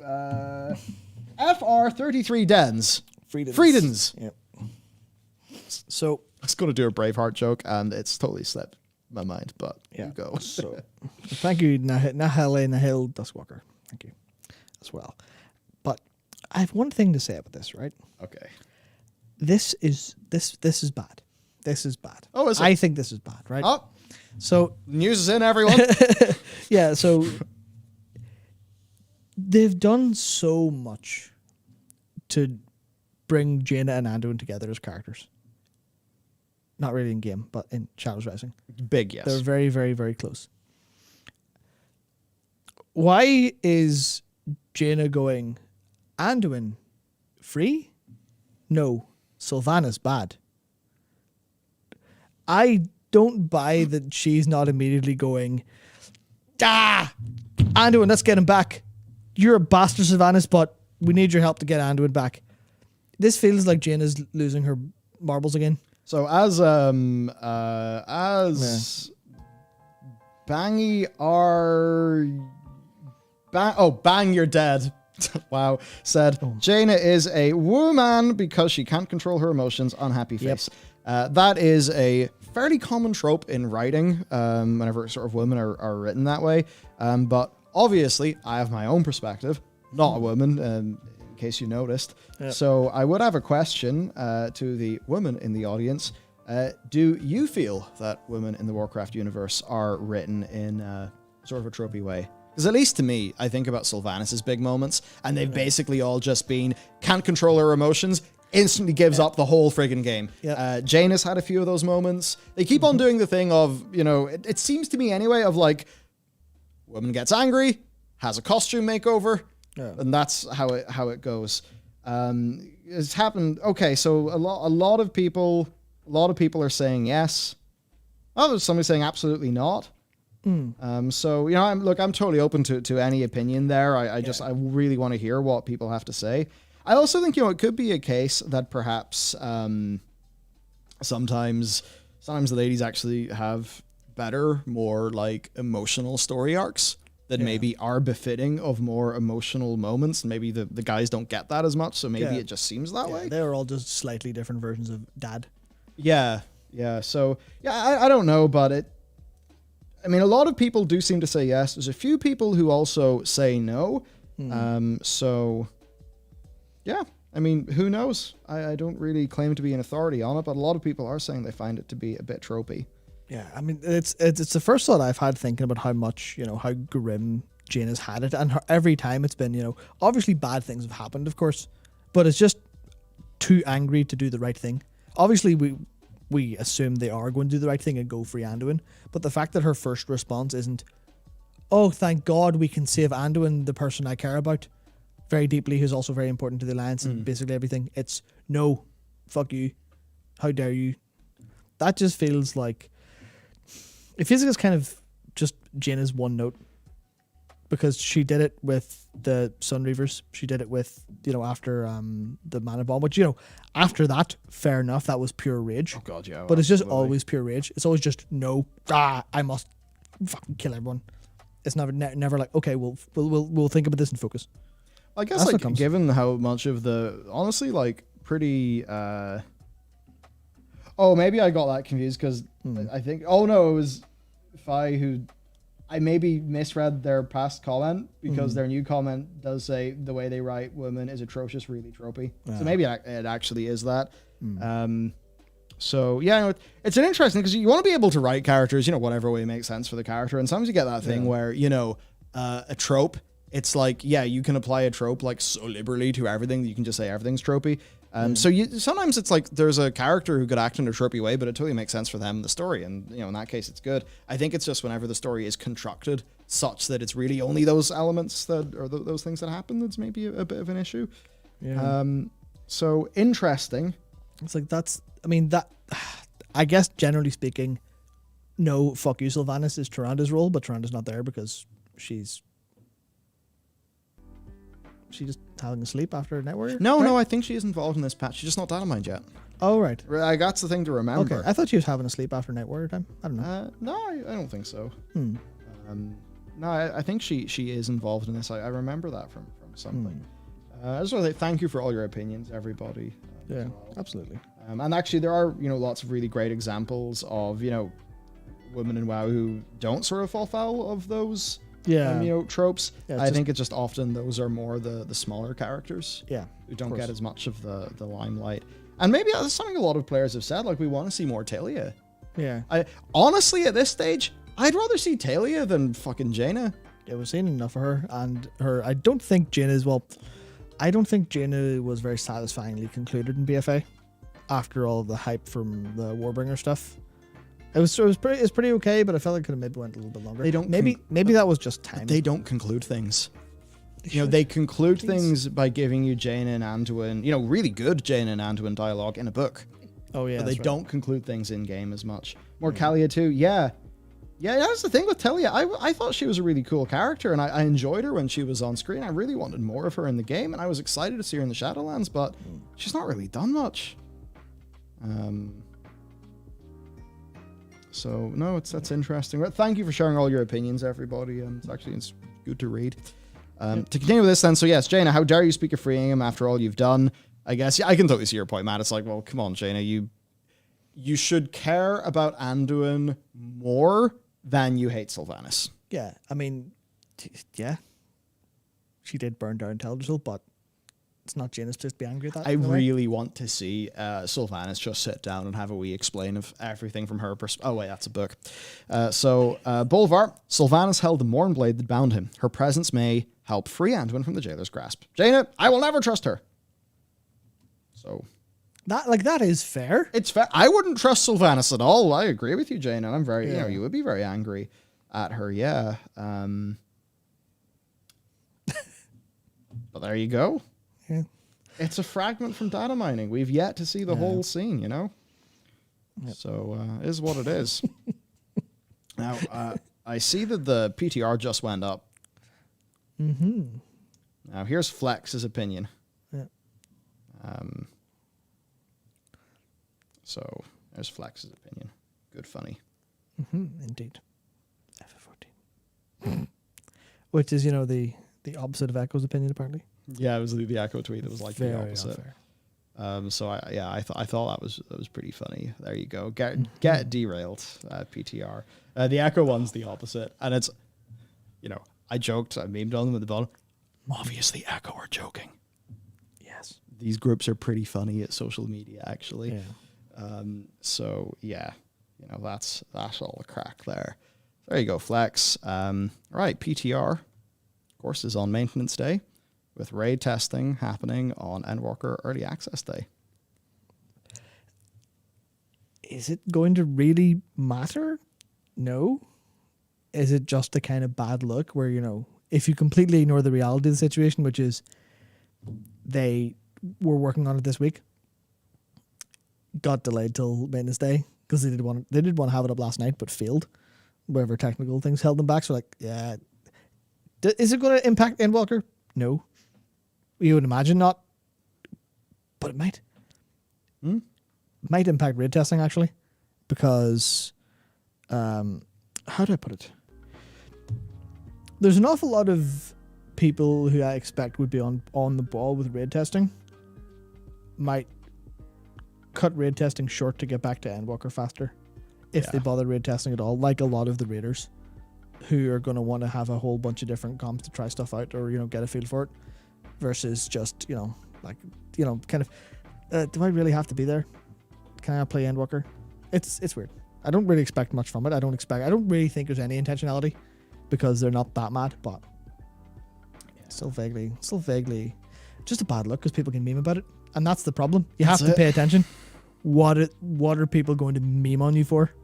Yeah. You have to, I guess you have to understand your enemy in order to act around them. And public opinion is now Blizzard's enemy. So they need to be hyper careful of it. Yeah, absolutely. Also, hey, Luke, thank you for joining up. Thank you. Oh man, yeah. So look, it's just a little funny, right? Yeah. There's really nothing more to it. We do though have 9.2 development notes. Yeah, which aren't really much, to be honest. Sadly. Yes, because really it's a lot of stuff that we know. So it's just covering the new raid, Tazavesh, progenitor armor set that we already know of, pet bundles, solo shuffle, recipes. Crafter's marks that take you up to 233. There's also a unique crafter's mark that takes you up to 262. Standard. A few more things for the other professions. Not a great deal to really talk about. We've got some new ore. We've got chapters 1, 2, and 3 being available for testing. That's a decision. Like, Let's not, guys. Let's find a way to encrypt all of that broadcast text and not turn it on in PTR, please. I think it would be, to be very real, would that lead to decreased revenue for Bellular tech tips and for Taliesin and for Soul and for Yeah, it would be decreased revenue from all of us because there wouldn't be a big lore hint. This gets to be a third of one of our news videos. Woohoo, let's go. Which is genuinely what it's like whenever a big cool new thing, comes out to talk about. For all of us, right? It's like, Christmas, a new cool bit of the lore, a new thing to talk about. But is it the best for the game? And, Tally, I think, recently tweeted something I agree with, that, really wish these chapters weren't in the PTR. I agree with that entirely. If there was a way that we could have the PTR purely just be gameplay, with as much stuff fenced away and encrypted as is possible, I think that would be better. That would be better. absolutely. So, yes. Got that. Then, Torghast. Of course, talking about the Jailer's Gauntlet. The boss rush. Torments. New empowered torments, existing torments have increased in strength. There you go. That's stuff we've already talked about. Click casting, mouse unit over casting. We've already talked about that. That's great that it's finally being there properly. Yep. Absolutely. We're all happy about that. We've got Zereth Mortis then being talked a little bit about. Again, this is all stuff that we know. We've got the Enlightened reputation. We've got the Cypher, the First One system. I will be interested to see what that thing looks like for sure. But they are saying that any aspects being discussed could be subject to change, so it's definitely a very early version. I would like to assume this is implicit for all of this. Yeah, true. Giving it a PTR, but yeah. I think the more that they say it, and especially if they think something may not turn out the best, it's good that they say it. Is that them saying, please tell us if this is shit? Yeah. Yeah, and hey, we will. But same goes in all game development. Like, look, if we end up, I don't know if we're doing a demo or anything, but if you see a part of our game, you're like, that looks shit.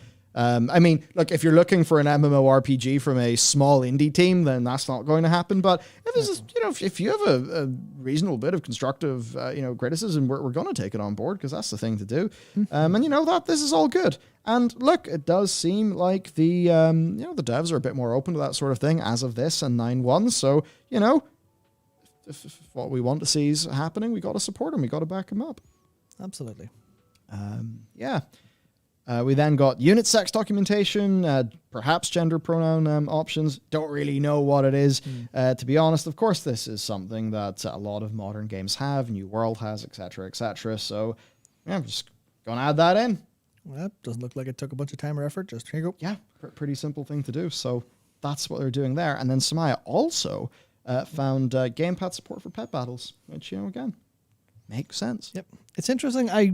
I imagine they must be waiting until 10.0 to do it or some other good time where they have more freedom. But I'm surprised there's no... I guess it required a pretty major UI redesign. The idea of gamepad support being full end-to-end support as opposed to you can bind it for accessibility purposes.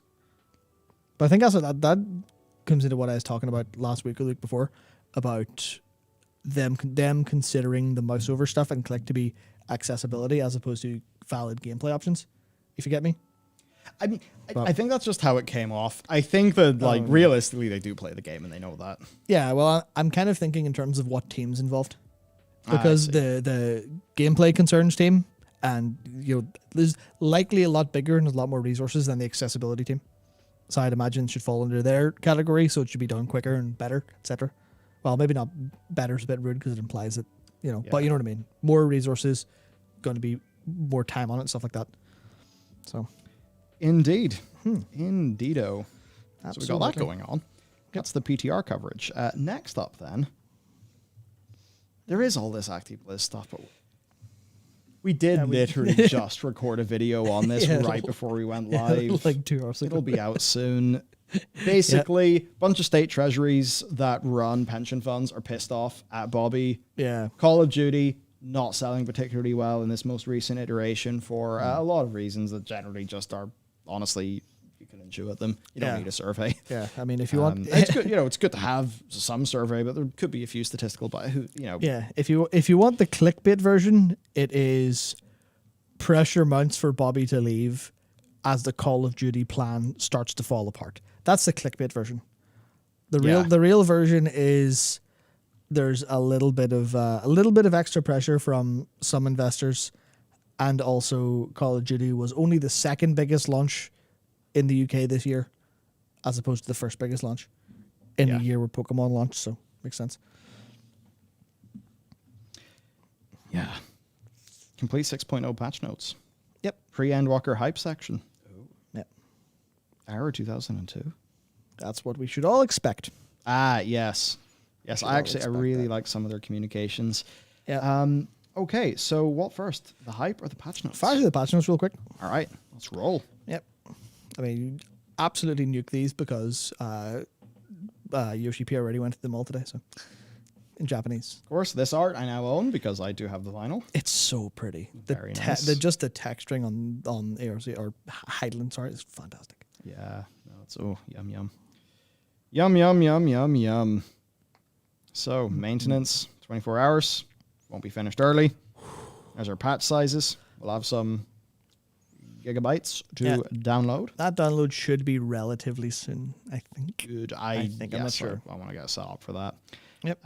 Right. Also, additional features will be implemented in future updates. The Raid Pandemonium is scheduled to release in 6.0.1. The Treasure Hunt instance, the Excitotron 6000, and the Raid Savage are for 6.0.5. So that's all the stuff that is shortly after. And then I forgot this. Of course, Crystal Conflict is not out in base. Crystal Conflict is a part of 6.1. That actually means fucking hell. 6.1's got Crystal Conflict and Island. Yep, and Sanctuary, and big. also all the MSQ, and also the Alliance Raid, I think. Yeah, Myths of the Realm. Yeah. So let's take a look then at our playable content. So our map of Eorzea. Oh yeah, this is the fact that we get to see this full big map. Do now you think in-game at is any unreal. point they will release this in high enough resolution that it's not completely pixelated whenever you play the game and open it in the menu? Yeah, that's the point. They're adding this. What do you call it? They're adding. They're adding and uploading the world map to the game. They're what? They're updating the world map in the game to show. Oh no, all I new know stuff. they are, but I hope it's high res enough. Oh, do you have high resolution UI settings on? You might not. Well then, maybe I don't. I mean, I set everything to desktop high. Yeah, but there's another option. But I don't know. I don't know if that could be impacts the map. You might just be right anyway. But So anyway, right. Old Charlian. yeah, Of course. possible looking, water. Looking for. Oh yeah, that's who was it? It was Soda Poppin'. Soda Poppin'. That said, Soda has been Good playing the game recently. good man. Skipped to End of Shadowbringers, but has been enjoying it and seems to think the gameplay is very, very good. Which is nice. yep. Turns Yeah. out if you play FF with an open mind, you might enjoy it. This is we'll where, enjoy of course, we're going to go so that we can beat up the twins' dad because he's a dickhead. Yep, as I call him, Four Cheese Nut. It's Fortuno, but I call him Four Cheese because I don't like it. Fortuno needs a slap. He needs a hard fucking slap. What a dickhead. The best part is he's actually, and they're going to end up making him a great character. I know. Somehow I they know. will, yeah. Fuckers. Yeah. We've got Rads at Han. Yep. Where's this? That's on the new. Yep. There it is. Not the Han. So we're going here. Yep. And of course, Charlene's over here. Is it? Wait, where's Yeah, Charlene? it's old Charlie, not there yet. See, that's the thing. I purposely stayed away from as much of this Yeah. stuff. All right. So that's actually getting pretty close to the east. Absolutely. Interesting. Mm-hmm. And of course, look how much is still covered up in all the different. I Yeah. guess all the different provinces under Garlemald. Yeah, it's interesting that we're actually going, we don't know how we're getting to Garlemald, I don't believe, but it looks like we're just going to get on a ship and go, which is interesting, but also leaves so much of the world left, which is Of good. course, we then always got what's this? Labyrinthos. Labyrinthos, yep. Hey, that It's looks in really cool. Underground old Charlian. So this is like some Hollow Earth shit. No, just big basement thing. Big basement. Fake sky though. Yeah, not Hollow Earth, but maybe they've hollowed out okay, Earth. that's Maybe it is Hollow Earth. Who knows? Like the Latter-day Saints ship in the Expanse, which has got a pretty cool fake sky. Of course, then Thavnir. Where is this? Southeastern in the Bounty, Southeastern one. I literally don't know any of this at all, so this is all like first time. I see. Thavnir. If you wouldn't have, but we have seen an awful lot of little bits and bobs of Thavnir throughout time, because a lot of the relic weapons are made using something from Thavnir that we pay Rowena an absurd amount of poetics for. Shit, so we're going to Garlemald. Yep, we're going to Garlemald. Like Garlemald City. Yeah, we're going. Oh, okay, that's going to be... Oh, I guess that makes sense. You could sort of see they'd built a whole bunch of it in 5.56 and stuff. And there's a little train station. It's cool. Oh, it's fucked. Yep. It's fucked. It is interesting that they've sacrificed Garlemald as a, the big war with the Empire. They've maybe partially sacrificed that for, like, the new, Fandaniel plot. Yep. I wonder, like, is it Xenos using Fandaniel? Is it that, but Fandaniel really is using Xenos? I mean, it's Ascians. Sure, we'll probably. find out. Look, Dakor has dropped an image box in here. No image. What's going to happen? What is he going to put in the box? Who knows? We have got Ah, the moon. That makes it clear. Oh, I suppose that's so pretty. Oh, fuck. Mare Lamentorum, which is Mare is a name for a lunar sea. There's a city in the moon? There's a city in the moon? Oh yeah, you really haven't paid attention to the trailer then. I purposefully Yeah. didn't. Purposefully didn't. Yeah. I didn't want to understand all the things, so I didn't think about them. I just saw them as like, oh, that's all cool. But, now that I've finished, I can sort of engage with these things properly. Yeah. I mean, this is all very interesting given a place that... yes. I'm not going to say it looks like that, but you know what I mean. There are a couple of details. Some similarities There's a and couple of things. details that I will share with you after stream. Yes. Oh, big. Yes. And then we have question marks. Mysidia. Yep. So for those unfamiliar, Mysidia is, I believe it's in FF1 and 4 because they just like to share names and stuff. But Mysidia is basically a nation of. Now, stop me if this sounds familiar, but sort of isolationist, not really big on intervening. Mages with a deep understanding of the history of the world. That's a nation of them. There were sages. That's where in FF4 Cecil goes with and finds a pair of twins, one male, one female, both sorcerers. Kind of goofy. One's a bit arrogant. The other's a bit of a brat, and they're from Mysidia, which is this nation, and they FF4 spoilers and stuff, but. Mysidia is basically Charlie, and so this can't be Mysidia, so Dakar, you're an idiot anyway. The rest of where that story goes, you did tell me yesterday, Yep. and shivers. Yep. We got some new Aetherites. Yep, Of course, the Charlie Sharian one, the bastards. Oh, I just want to go to Sharian and give them all a slap. Oh, this actually might be a bit. Guardian one, cool. This might be a bit of lore you don't know. So, the way you pay Gil to teleport?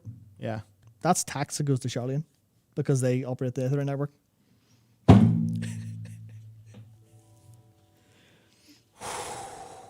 Stay calm. Okay. Yep. A lot of slapping. It's going to happen. That's the worst crime they've committed. Taxation. That's it. Oh, man. Unless he meant Mericidia. Anyway. Reduce the number of Aether currents. Yep. This works very well for me. It Because does. I decided MSQ really has to be the priority, so I'm not going to bother doing all those. I will do the Aether currents later. And now I find out that they're being adjusted and made a bit. Okay, cool. That's probably to my benefit. All right, quests.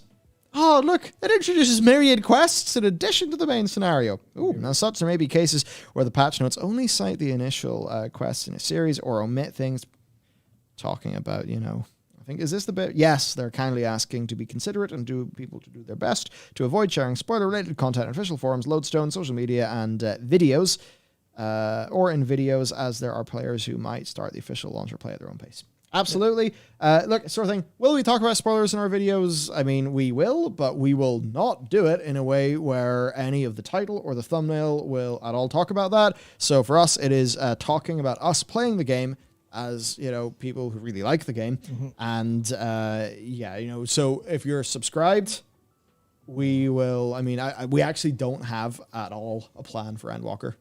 No, We're going to have a chat about it after this yeah. stream. I have some ideas, but, So, like, if I'm doing my first impressions, I will very carefully cordon off where spoilers are. Yeah. We will be very clear, so you will have no need to worry. I'm extremely sensitive to no spoilers on all of this, so don't worry about that. But yeah, like, could you imagine if just somebody just published a video that had spoilers in the title? that Be like, oh, I feel like they would be, the modern equivalent of excommunicated immediately. big, yeah. Although I will say fair fucks to Yoshi P because Square Enix are historically absolute bastards with a lot of gameplay sharing stuff. Some franchises aren't so bad, but there's some where they just have really insane, like, no, this is our policy, and they'll just cut stuff like, is it the last area in... I think it's like the last chapter or something of Neo, The World Ends With You, where it's like, all gameplay sharing from your console's just disabled. So you can't if you wanted to. You can get around it with a capture card, but then you'll just be copyright strict. striked. Symphony So, has just said they generally ask streamers to embargo MSQ story moments for a few weeks. They're asking for New Year's this time regarding spoilers. interesting. I mean, that's weird. I'm going to talk about my impressions of the game and the story. Yeah. So that's going to happen. I'm not going to wait till New Year's for that. It's not going to be in the title or the thumbnail. It will Yeah. be spoiler sensitive. So, I mean, I can't imagine that whenever Shadowbringers came out, Yeah. just everyone was like, no, we're not going to talk about what we thought about the story. Yeah. So, I mean, yeah. Discussion is fine. Oh, okay, right. Do you mean like people just like ripping, final cutscene and just putting it in YouTube? Yeah. Ah, I see. It's not an embargo apparently, but it is just the idea of not a hard embargo, basically. You know what I mean? Please don't do this. Yeah. Please don't do this. Ah, good. That's all. It's all going to be grand. Got some new MSQ shots, which, Yeah. where will it go? Who knows? Side story quests. Crown of those flowers. That's so brain tingly. Anyway, yeah. Side story will be added in 6.0, will employ an automatic level adjust system known as Quest Sync. Quests using the system will have their difficulty and XP rewards adjusted to match your current level. Nice. That's really good. New role quests. That's not new. That's just them highlighting because Shadowbringers Quest do the same. Oh, I didn't know that. Yep. Okay, gotcha. New role quests. Players must progress to a certain point in the Endwalker main scenario to access the new role quests. Physical DPS role quests added in 6.0 will be divided into for melee and physical. So, of course, role quests coming back. I believe Yoshi P suggested, I imagine Dakar has it somewhere, but Yoshi P suggested that we should play these role quests when they become available and play them alongside the campaign or the MSQ, because they are, time-wise, they are lined up for it. So but they didn't want to make them mandatory or anything. But he said you should play them alongside. So Gotcha. keep that in mind as you play. Definitely. Studium deliveries. What are these? Each disciple of the land or hand will be able to progress through one of 5 series of quests associated with the different faculties of the studium. Completing deliveries for a faculty will advance the story of that faculty. Yep. I see. I have not done any of the gathering or crafting in this game, and I know it's all Dory. It is on the list. You won't have time for a long time. Yeah, I know. Oh, man. Battle portraits alongside battle dialogue. There you go. UI tweak. Leaves, new tradecraft and fieldcraft ones. XP from below level 80 ones capped at 1,000 for above. Oh, I guess that makes sense. Okay, changes to leave, EXP, and Gil. Because I know a lot of people have been using like leave quests to power level.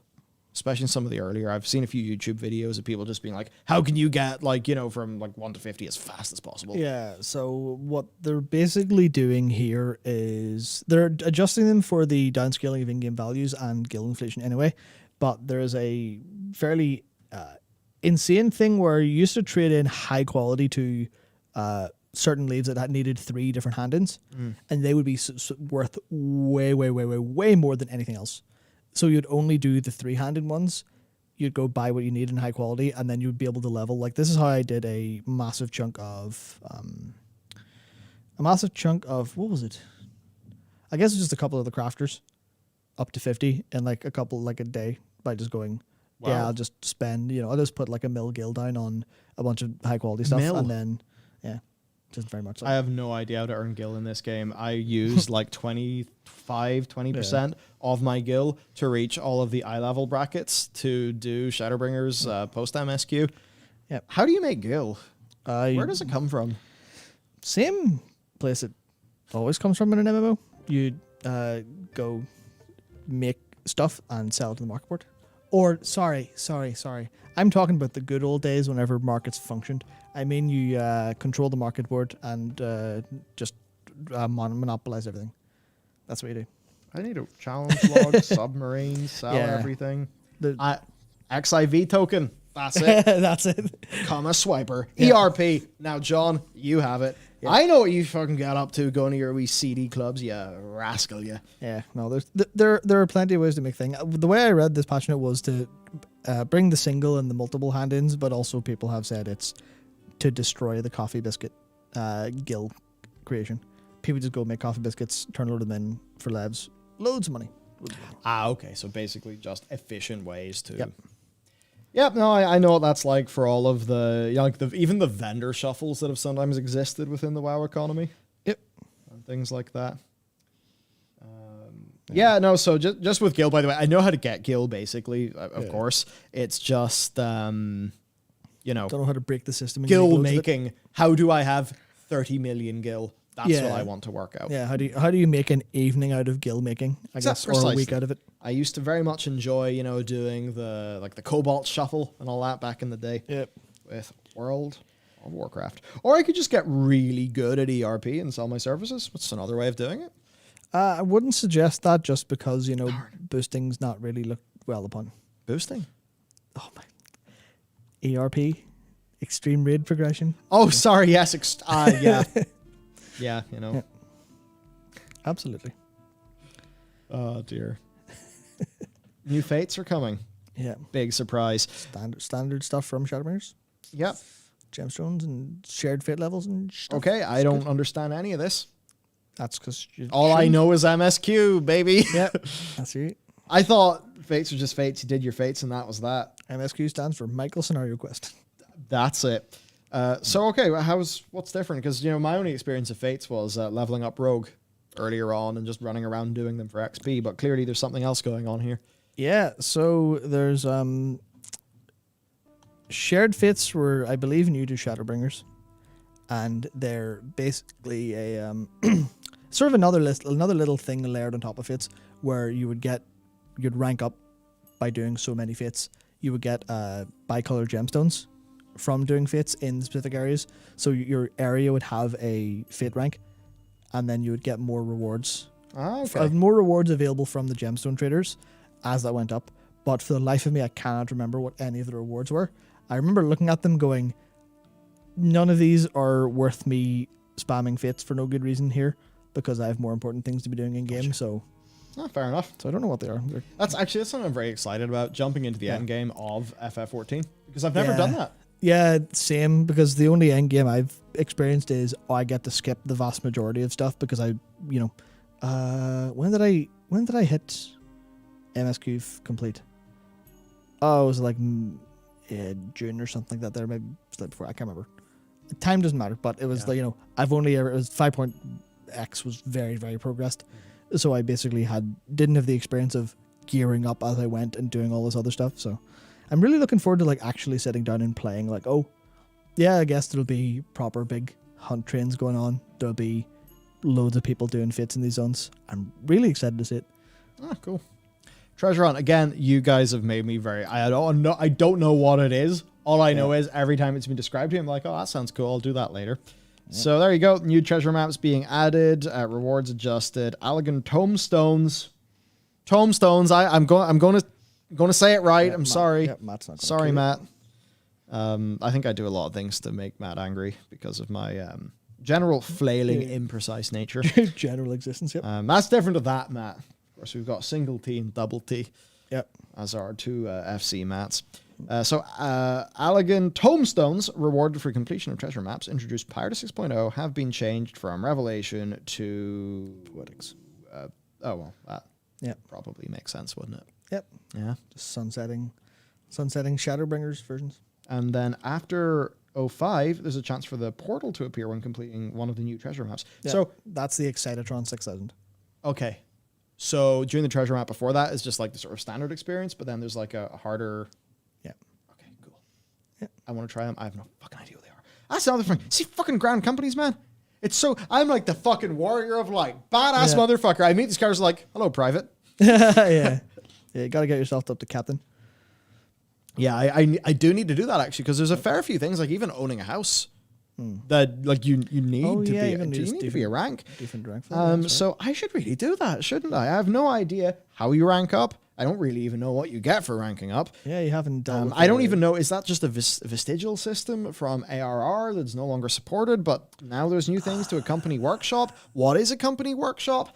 That's free company workshop. Oh, okay. But yeah, the TLDR is that it is a vestigial system, but you can still use company seals, and you can also, because this game is built, horizontally enough, you can just go and make use of it, because that'll be your squadron. So you heard people talk about leveling through squadrons. Yep, I've seen a lot of the people, they were basically saying leave quest to 15 or whatever, and then get your squadron really good and just fucking nuke blast dungeons. So that's basically, once you reach a certain rank, I can't remember which rank, you get a squadron. Then you have a little, God forgive me, a mission table like thing going on, where you have people, you enlist them, you enlist different types and different jobs, you send them off on training, send them off on missions. Then at a certain rank, you can go into dungeons with them instead of other people, up to level 50 dungeons, I believe.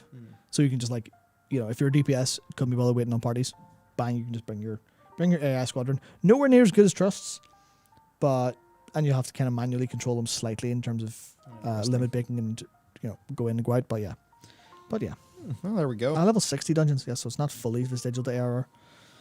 So then housing, of course, Imperium. Yep. Is being added for the Ishgardian housing, so there will be, I think, absolute chaos as people. I think we're going to stay in Shirgane, but of course we are massive weeb. But yeah, well, we have the best spot. Yeah, we do, frankly. So, some new furnishings as well. I can't wait to dive into this system. I feel like I'm going to need a lot of gil to do so. Have you seen Preach's attempt at engaging with housing? No. I had a whole bit, lost his marbles over a floor lamp. Cool lamp. Couldn't put the floor lamp on the desk. Raged. Raged, half dismantled his own set to prove that in real life you can take a lamp that's on the floor and put it on a desk. Very funny. Well, look, I'm glad the actual science was done to work it out. Yeah. New orchestra rules, and I love how there's aquarium fish. Oh, they're gorgeous. Such a nice little detail. Yep. Fish are now separated according to size. Big. Yep. New seeds for flower pots. Oh, very nice. The gold saucer. This is also on my list of things to do. Of course, new prizes purchasable. Change to triple triad. Nice. Triple triad. What card game is it? Totally unique, or is it analogous to an IRL card game? It's analogous to triple triad from. Oh, Brain. Which Final Fantasy game is triple triad in? It's either 7 or 8. I can't remember. Please, someone tell me before I lose my mind. 8. Okay, yes, it's 8. So it's a little. I don't even know if it's analogous to anything else, but it's a minigame from F8. Oh yeah, yep. I think we know it's 8. I like card games, so it could be fun to hop into. It's also fun for collecting. Actually, Matt got lost in collecting a lot of it a while ago because he wanted to go and get every triple triad card. Because I'm sure you've got a pretty decent handful of them from doing some content. I haven't noticed. Yeah, well, you get actual card. Actually, I haven't really I haven't done the intro. The intro quest to the gold saucer is just in mine. You should probably still get triple triad cards despite that, I think. But it's just they drop from bosses and stuff like that, so you'll get them and then use them. So he went and farmed out all of them because he loves Final Fantasy 14 a lot. Oh, you're so kind. Of course, we got the bunny boys. Yep. So that's pretty big. We have got new hairstyles for the female Viera as well. New Hrothgar ones are coming at 6.1. We have a new Highlander face. Interesting. I wonder who that looks like. Yeah. Yeah. Also, yes, you don't get cards until you do unlock the game. So balls. Hardly a big deal. Well, I did that wrong. Trust system then. Additions and adjustments. We have got good old Estinian being added as an avatar NPC. Yum yum. Cannot accompany players into Shadowbringers dungeons. Well, makes sense. That does make sense. Yeah. In accordance to the increased level cap, do I have to level up the Scions for the trust system? So, or will they always just be with me? Yes. But I'm not sure how it's going to work moving into Endwalker, because it'd be very frustrating if you're like... By progressing through the main scenario, avatar NPCs reach a maximum level of 90. Perhaps I should have just read. Yep. The requirements for unlocking scenario mode have been removed. What scenario mode? Yes. Yes, scenario mode. I honestly couldn't tell you. Amount of XP points required for avatars to gain levels will be reduced in accordance to okay, so just usual stuff. Yeah. So people are saying you do not need to level them for MSQ stuff. So they can be leveled up for post MSQ dungeoning. Yeah. Well, so interesting. Yeah, for dungeoning otherwise. Huh. I guess I always just saw it as a way where I could do the story dungeons with my fellow characters, but there might be a fair bit more to that at endgame then. Oh yeah, I mean, yeah, that's kind of the point. But yeah. Yeah, interesting. Okay, so next up then, challenge logs. Prizes available in exchange for Chloe's gold certificate of commendation. Well, silver and bronze have been adjusted. A bunch of duties have been added for objectives for Wondrous Trial, so I guess that's just keeping everything up to date for the new expansion. Yep, Chloe Stickerbook now gets you. No, oh yes, Chloe Stickerbook sends you to Tar Paradigm Speech. Let's go. I need to look at that thing. Tar's so good. For the challenge log then, we have got a few new categories and some things have been removed. Just all stuff to have it make sense. Yep, there's changes to mention and stuff. Of course, we have got our new classes, Reaper and Sage. Yum yum. Yep. We have got our class changes, which, we could probably talk about for 7 million years, so let's not. We really could, yes. Dungeons, trials, raids, and hunts. Look at some new enemies. Looking well. There's a Moon Cactuar. Nice. Which I think is amazing for the very simple reason. I mean, when things grow in lower gravity, hypothetically, they get bigger. It's a belter. It's a belter cactus from the Expanse. They get longer and ganglier. And it's just a cactuar who's grown on the moon, so he's a different color. It's great. It's fantastic. That's it. Long man. Yeah. XP. This is interesting. XP from standard dungeon enemies now earned from the boss instead. Yep. They are. I believe the intent behind that is to stop people from having to go out of the way to kill extra mobs in dungeons. So just speed run the dungeon, kill the boss. There's your all your XP. I do love a good multi-pull. Yep. Even when I was doing the trust system, I was just trying to pull one and then go, and then Thancred's teleported over. Away you go, big man. Yep. Very good. Right, new dungeons. We have some images of them. I think lots of Garlemald-y things. The Tower of Zot, Garlemald, and then something we don't know. Oh, look at the big new trial. Epic. Yeah, new trials are great. Unreal trials temporarily disabled. What are Unreal trials? Unreal trials are the max level versions of all the trials that they have slightly redesigned for, and rebalanced for being played at max level. So that would be like rebalancing Leviathan for max level. That is the one that is now gone. Interesting. For now. It's been disabled. It'll come back at some point. I think they said they'll come back because there was a couple before Leviathan, but there'll be new ones in 6.1. Sweet. New weapon coffer drops from... Okay, yeah, so just reward updates that make sense. Yep. Gear from old raids. Gear obtained from treasure coffers and the following duties have been changed to gear coffers. Yeah, so the context behind this and the earlier change is that a lot of those extremes used to drop weapons. Just weapons. So it'll be, here's your paladin weapon. Yeah. But you're like, there's no paladin in the grip. Fuck. I guess someone take it and maybe use it for the paladin. But they're changing them to coffers. So it's just, you get the token, basically. Okay, that's way better. Yeah. And then they're doing it for old Savage Raid as well. They're just like, you want to go, there'll be no gear wasted. Not that there would technically be gear wasted because you can get it and use it for something else. But if no one wants it, then, it's not going to be a problem anymore. Increased Echo in Eden's Promise Savage. So the Echo will take effect upon entering Eden's Promise Savage, increasing max HP and damage dealt and healing potency by 20%. So that's basically just a nerf to Eden Savage? Yep. Interesting. Again. Also, remember, you can go in with no Echo on, if you choose. Of course, yeah. No extra rewards, though. That's just like being able to turn Varian off at the start of ICC. Yep. Okay, gotcha. It is quite literally that, yeah. New elite marks added.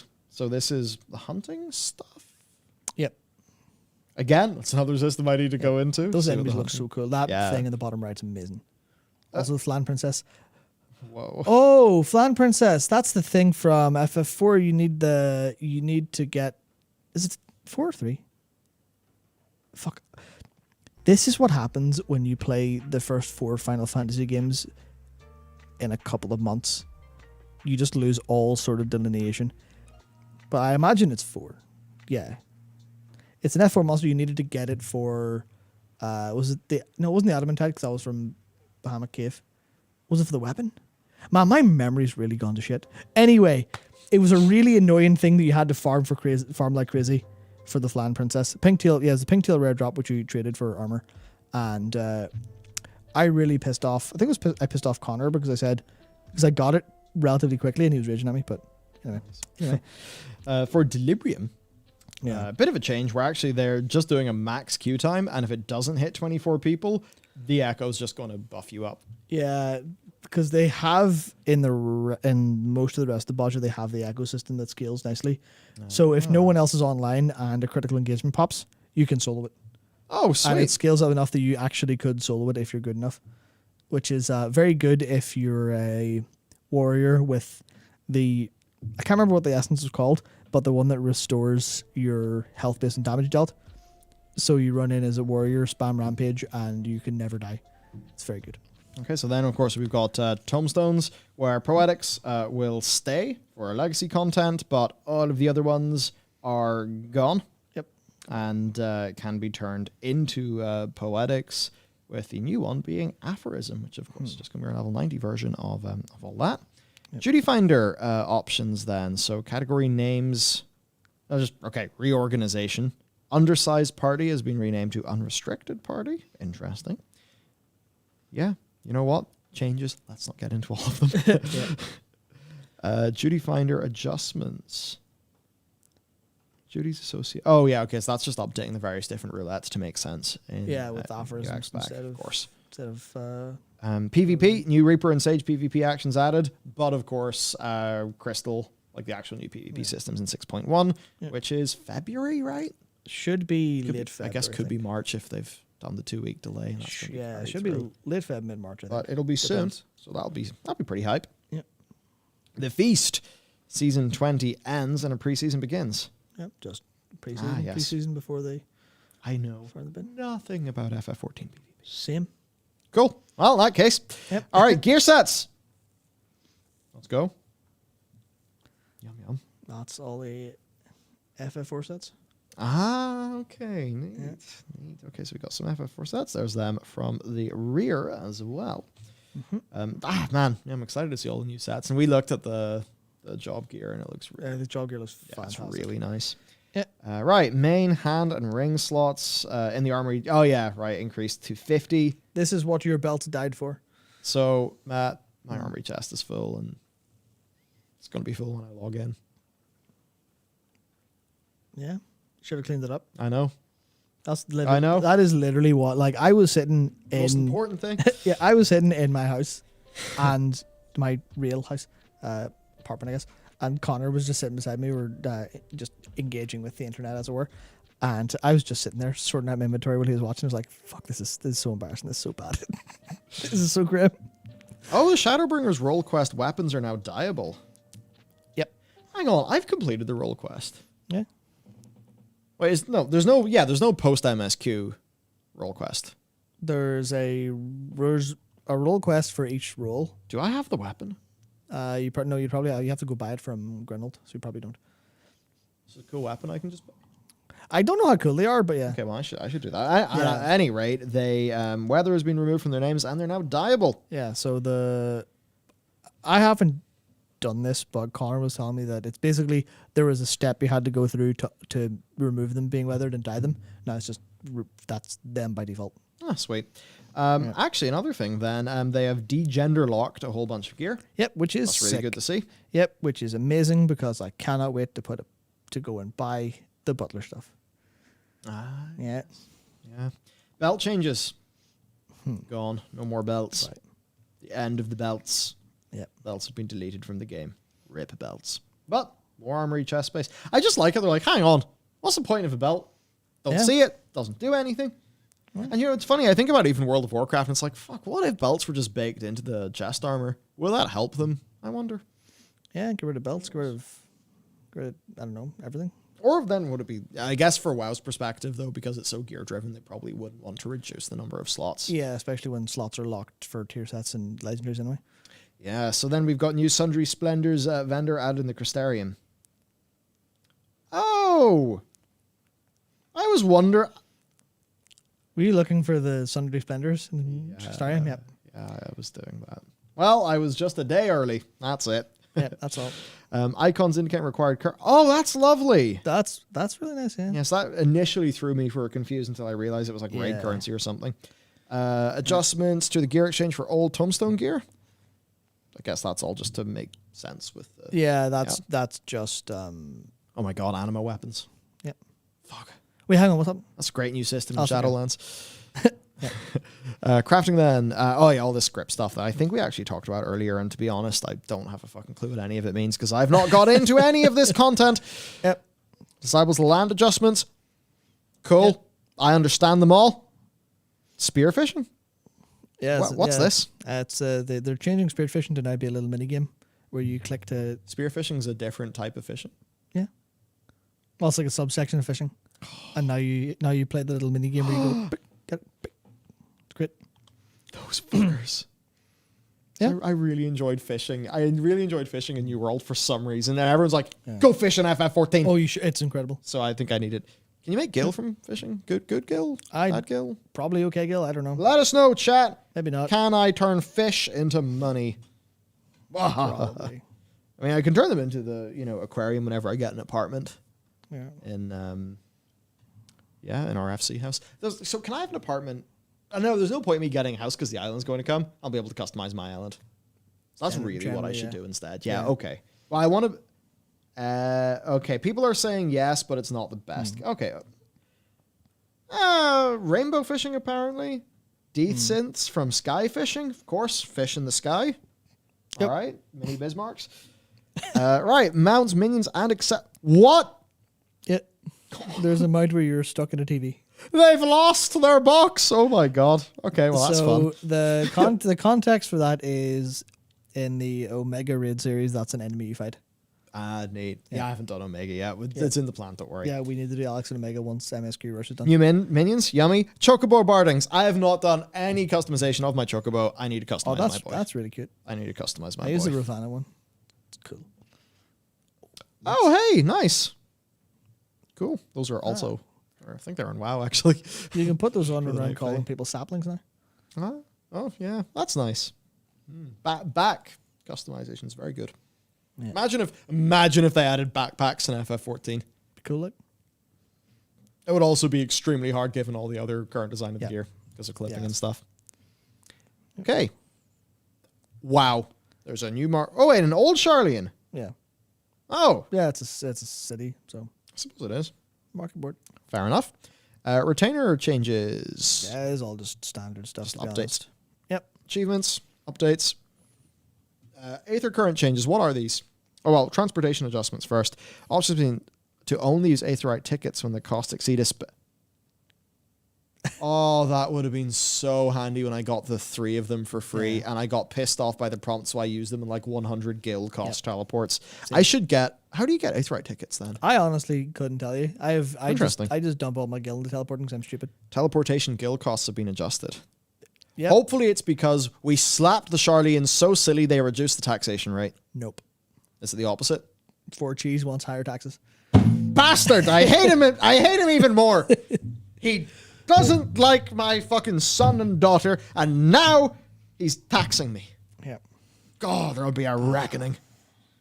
Yeah. There'll be a reckoning. Yeah. So I believe based on that. Is this the fucking Charlian national debt interest is really big now? Yeah, exactly. So according to just a small amount of people in chat, you can get Aetherite tickets with company seals or hunt marks.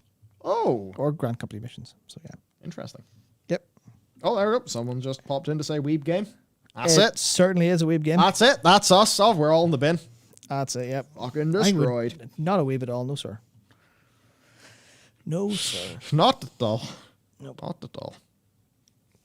You watch iCarly like a good Westerner. I don't think a good Westerner watches iCarly. Come on. Jesus Christ. Yeah. Okay, yeah, of course, the updated world map, additions to... Oh my god, everyone. Reaper and Sage are allowed to join parties. Big change. That's unreasonable. I joke. Yeah. Okay, that's all. You're right, you've skipped a fantastic change. Where's that? Party list will now show target of spells cast by party members. Oh, good. Yeah, that is a major change. Target of target's good. Yeah, that is a major change for party list. For the exact reason that you see here. The healer is casting Raise.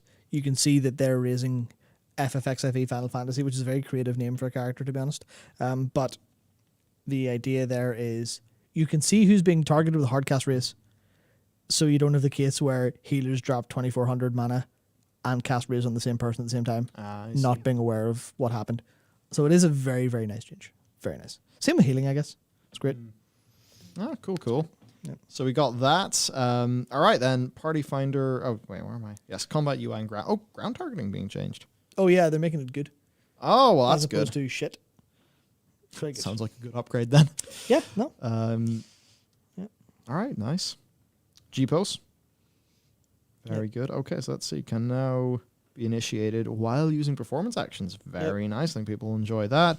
New frames, new stickers. Ah, yes, and then, of course, NPCs can be set as targets. Yep, That'll be which is... big. Big. Yep. The amount of... Oh, I'm not going to say it. It's too unreasonable. Duty Explorer mode and Duty Recorder. What's this? So I have no idea what Duty Recorder is because I've never engaged with it. But what Explorer mode is basically going to the dungeon, all the mobs are despawned, free roam around. Oh, well, that's like pretty handy for getting B-roll. It is, yep. What the hell? That's really nice. Fantastic, yeah.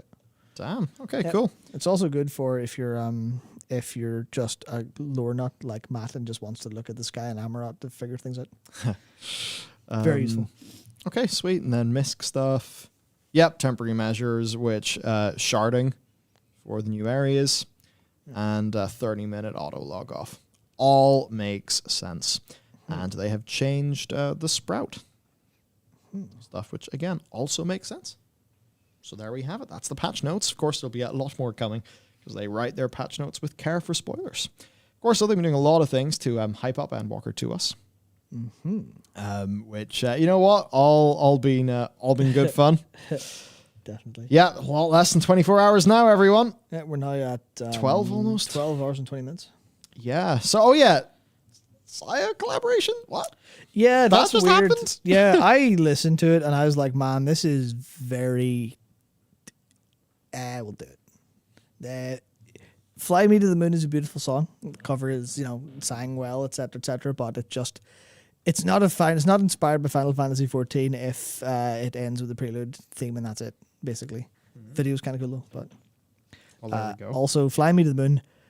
That is, you cannot just go, it's Fly Me to the Moon. This is FF now. No, because first of all, Evangelion. Neon Genesis Evangelion owns that song. Yeah. Fuck Frank Sinatra, and also Bayonetta.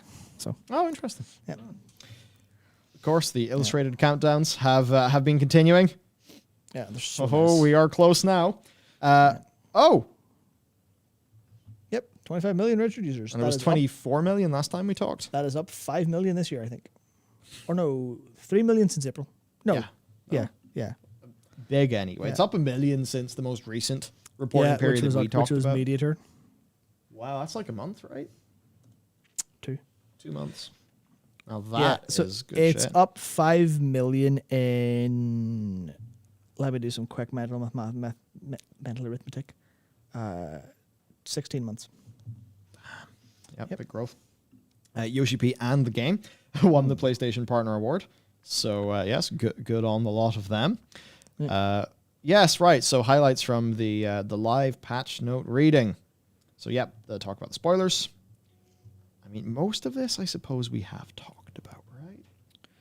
Role quests will not be mandatory to complete MSQ. That's a change. But he recommends doing them at the same time because it makes sense.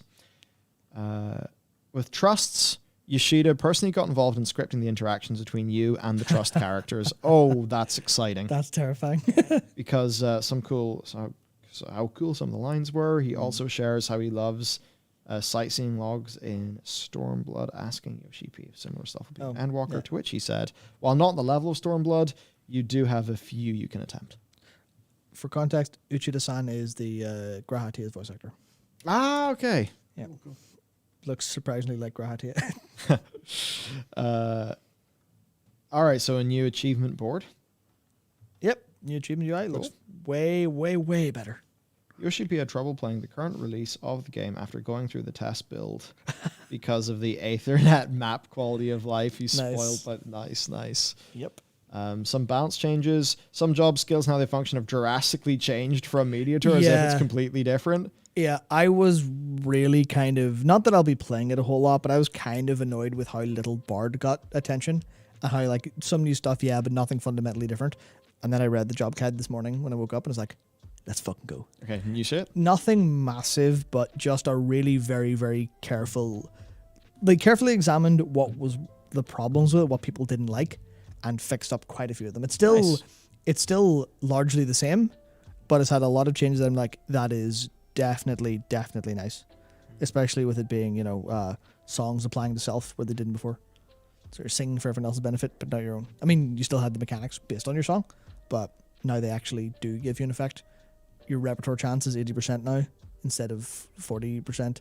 So repertoire comes in a lot more regularly.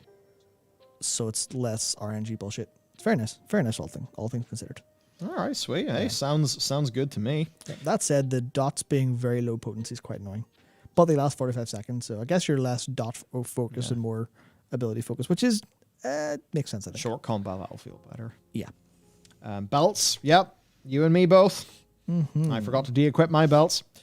Quests with accompanying sounds. Because of the possibility of... so this is the thing where when you're doing a quest, the sounds can actually follow you instead of, just they teleport to the quest marker. Because of the possibility of this feature being so popular to players because they want to take screenshots of their favorite character and doing so may cause congestion... because players will keep stopping that one. Well, as a result, he's not saying you should stop doing screenshot and whatnot, but if you want to do so, he recommends going to instance 3 to do so that you can free up different instances and let the ones who are less interesting. Yeah, so it's sharding. You can pick which shard you go to. Oh, that's really good. I can see how that could be exploited in other games, but here I like that. Yeah. Yeah, okay, sweet. So Instance 3, is that a special shard or is that just like go to another? I imagine they just. go to I another imagine one? they Yeah. just assume that the way they works, they'll only need 2 for most players because they are splitting the player base in half. So Bard. There's all the stuff you were talking about. yeah, those were like my little quick notes. I'm like, oh, these are all great. The 3 charges of Bloodlight are going to be so fucking good. Video follow-up. Oh yes.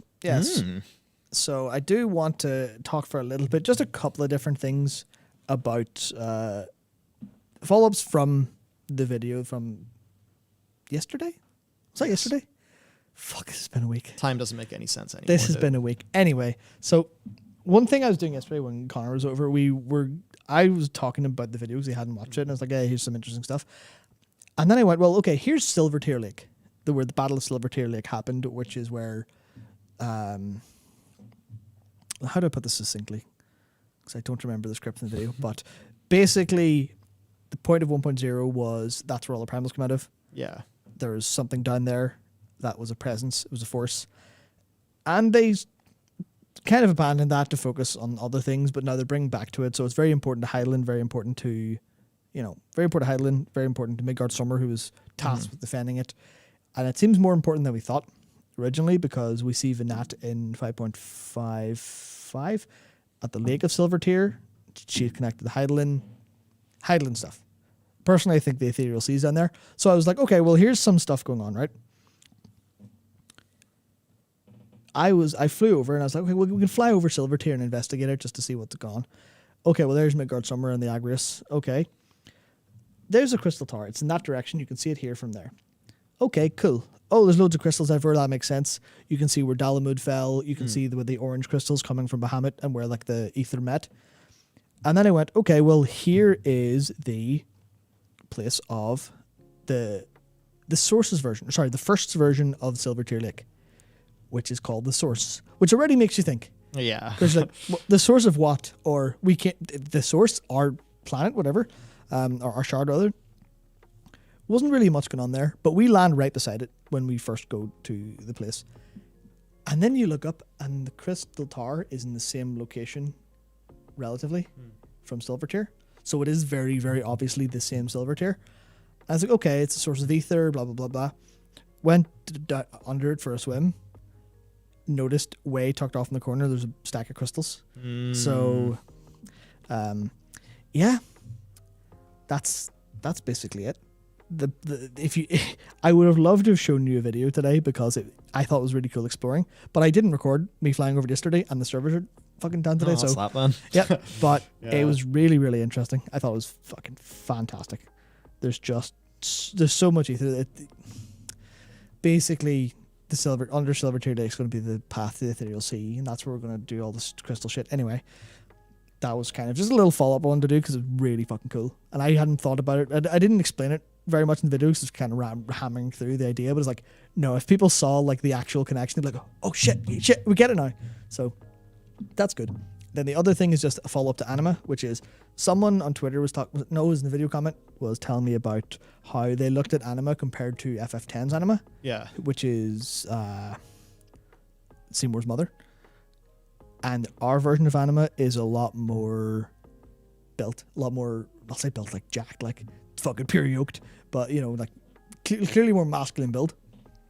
So the idea is Anima is probably Varus, Xenos' dead dad. There you go. I will not explain any further because it would take me half an hour. And it's all loose. It's all really loose stuff anyway.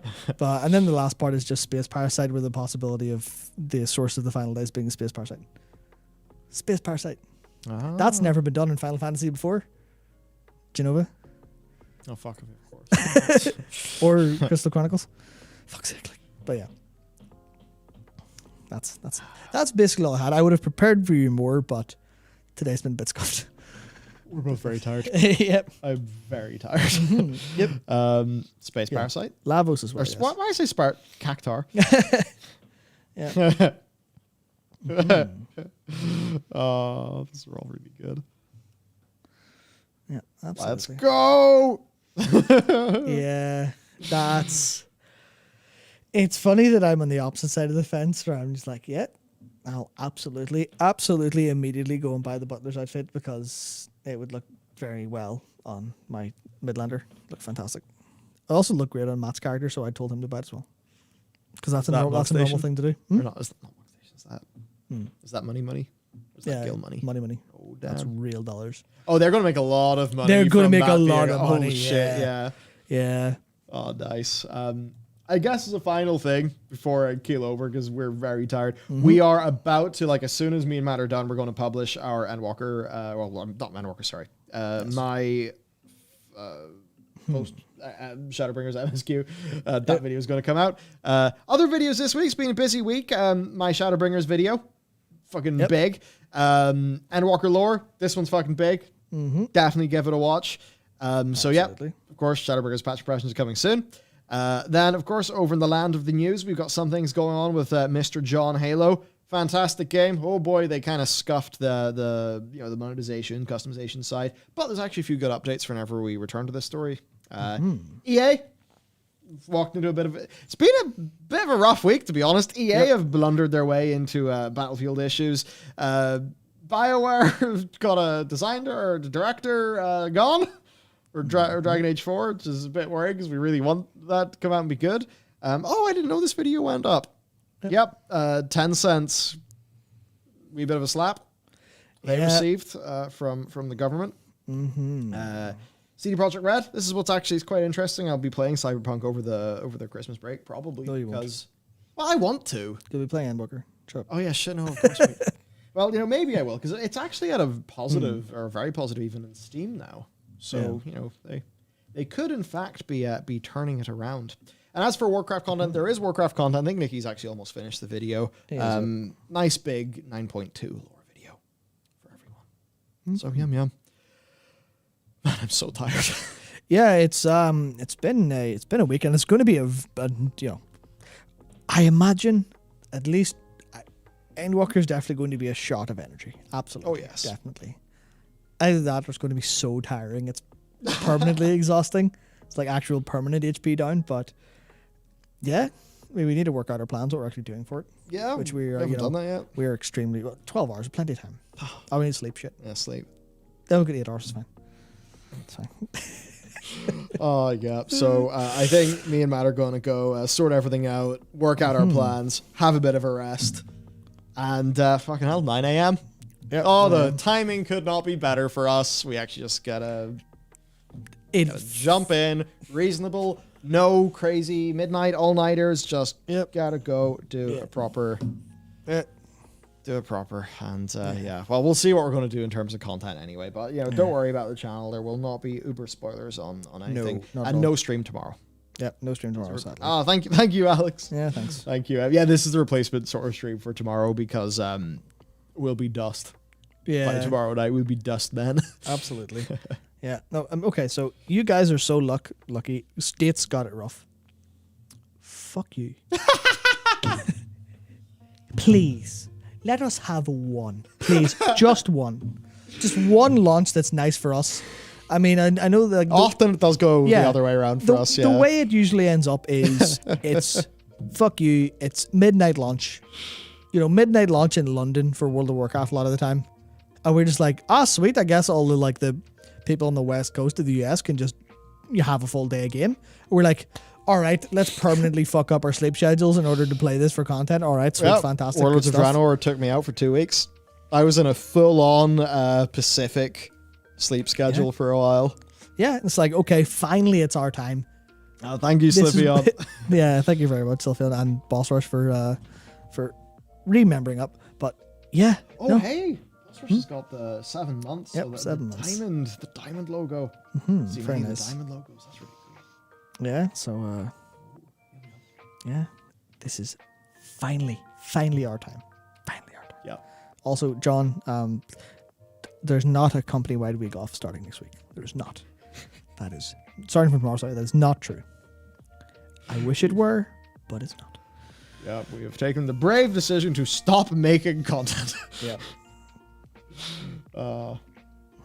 Man, so okay, we're going to take off. The last of the energy we have probably needs to go into wrapping things up for today. Yep, absolutely. So thank you for hanging out, everyone, and we will see you when we see you. Probably Friday week, but there'll be lots of content, lots of things going on in between now and then. Absolutely. So, yes, as Rob says, we'll see you on the moon.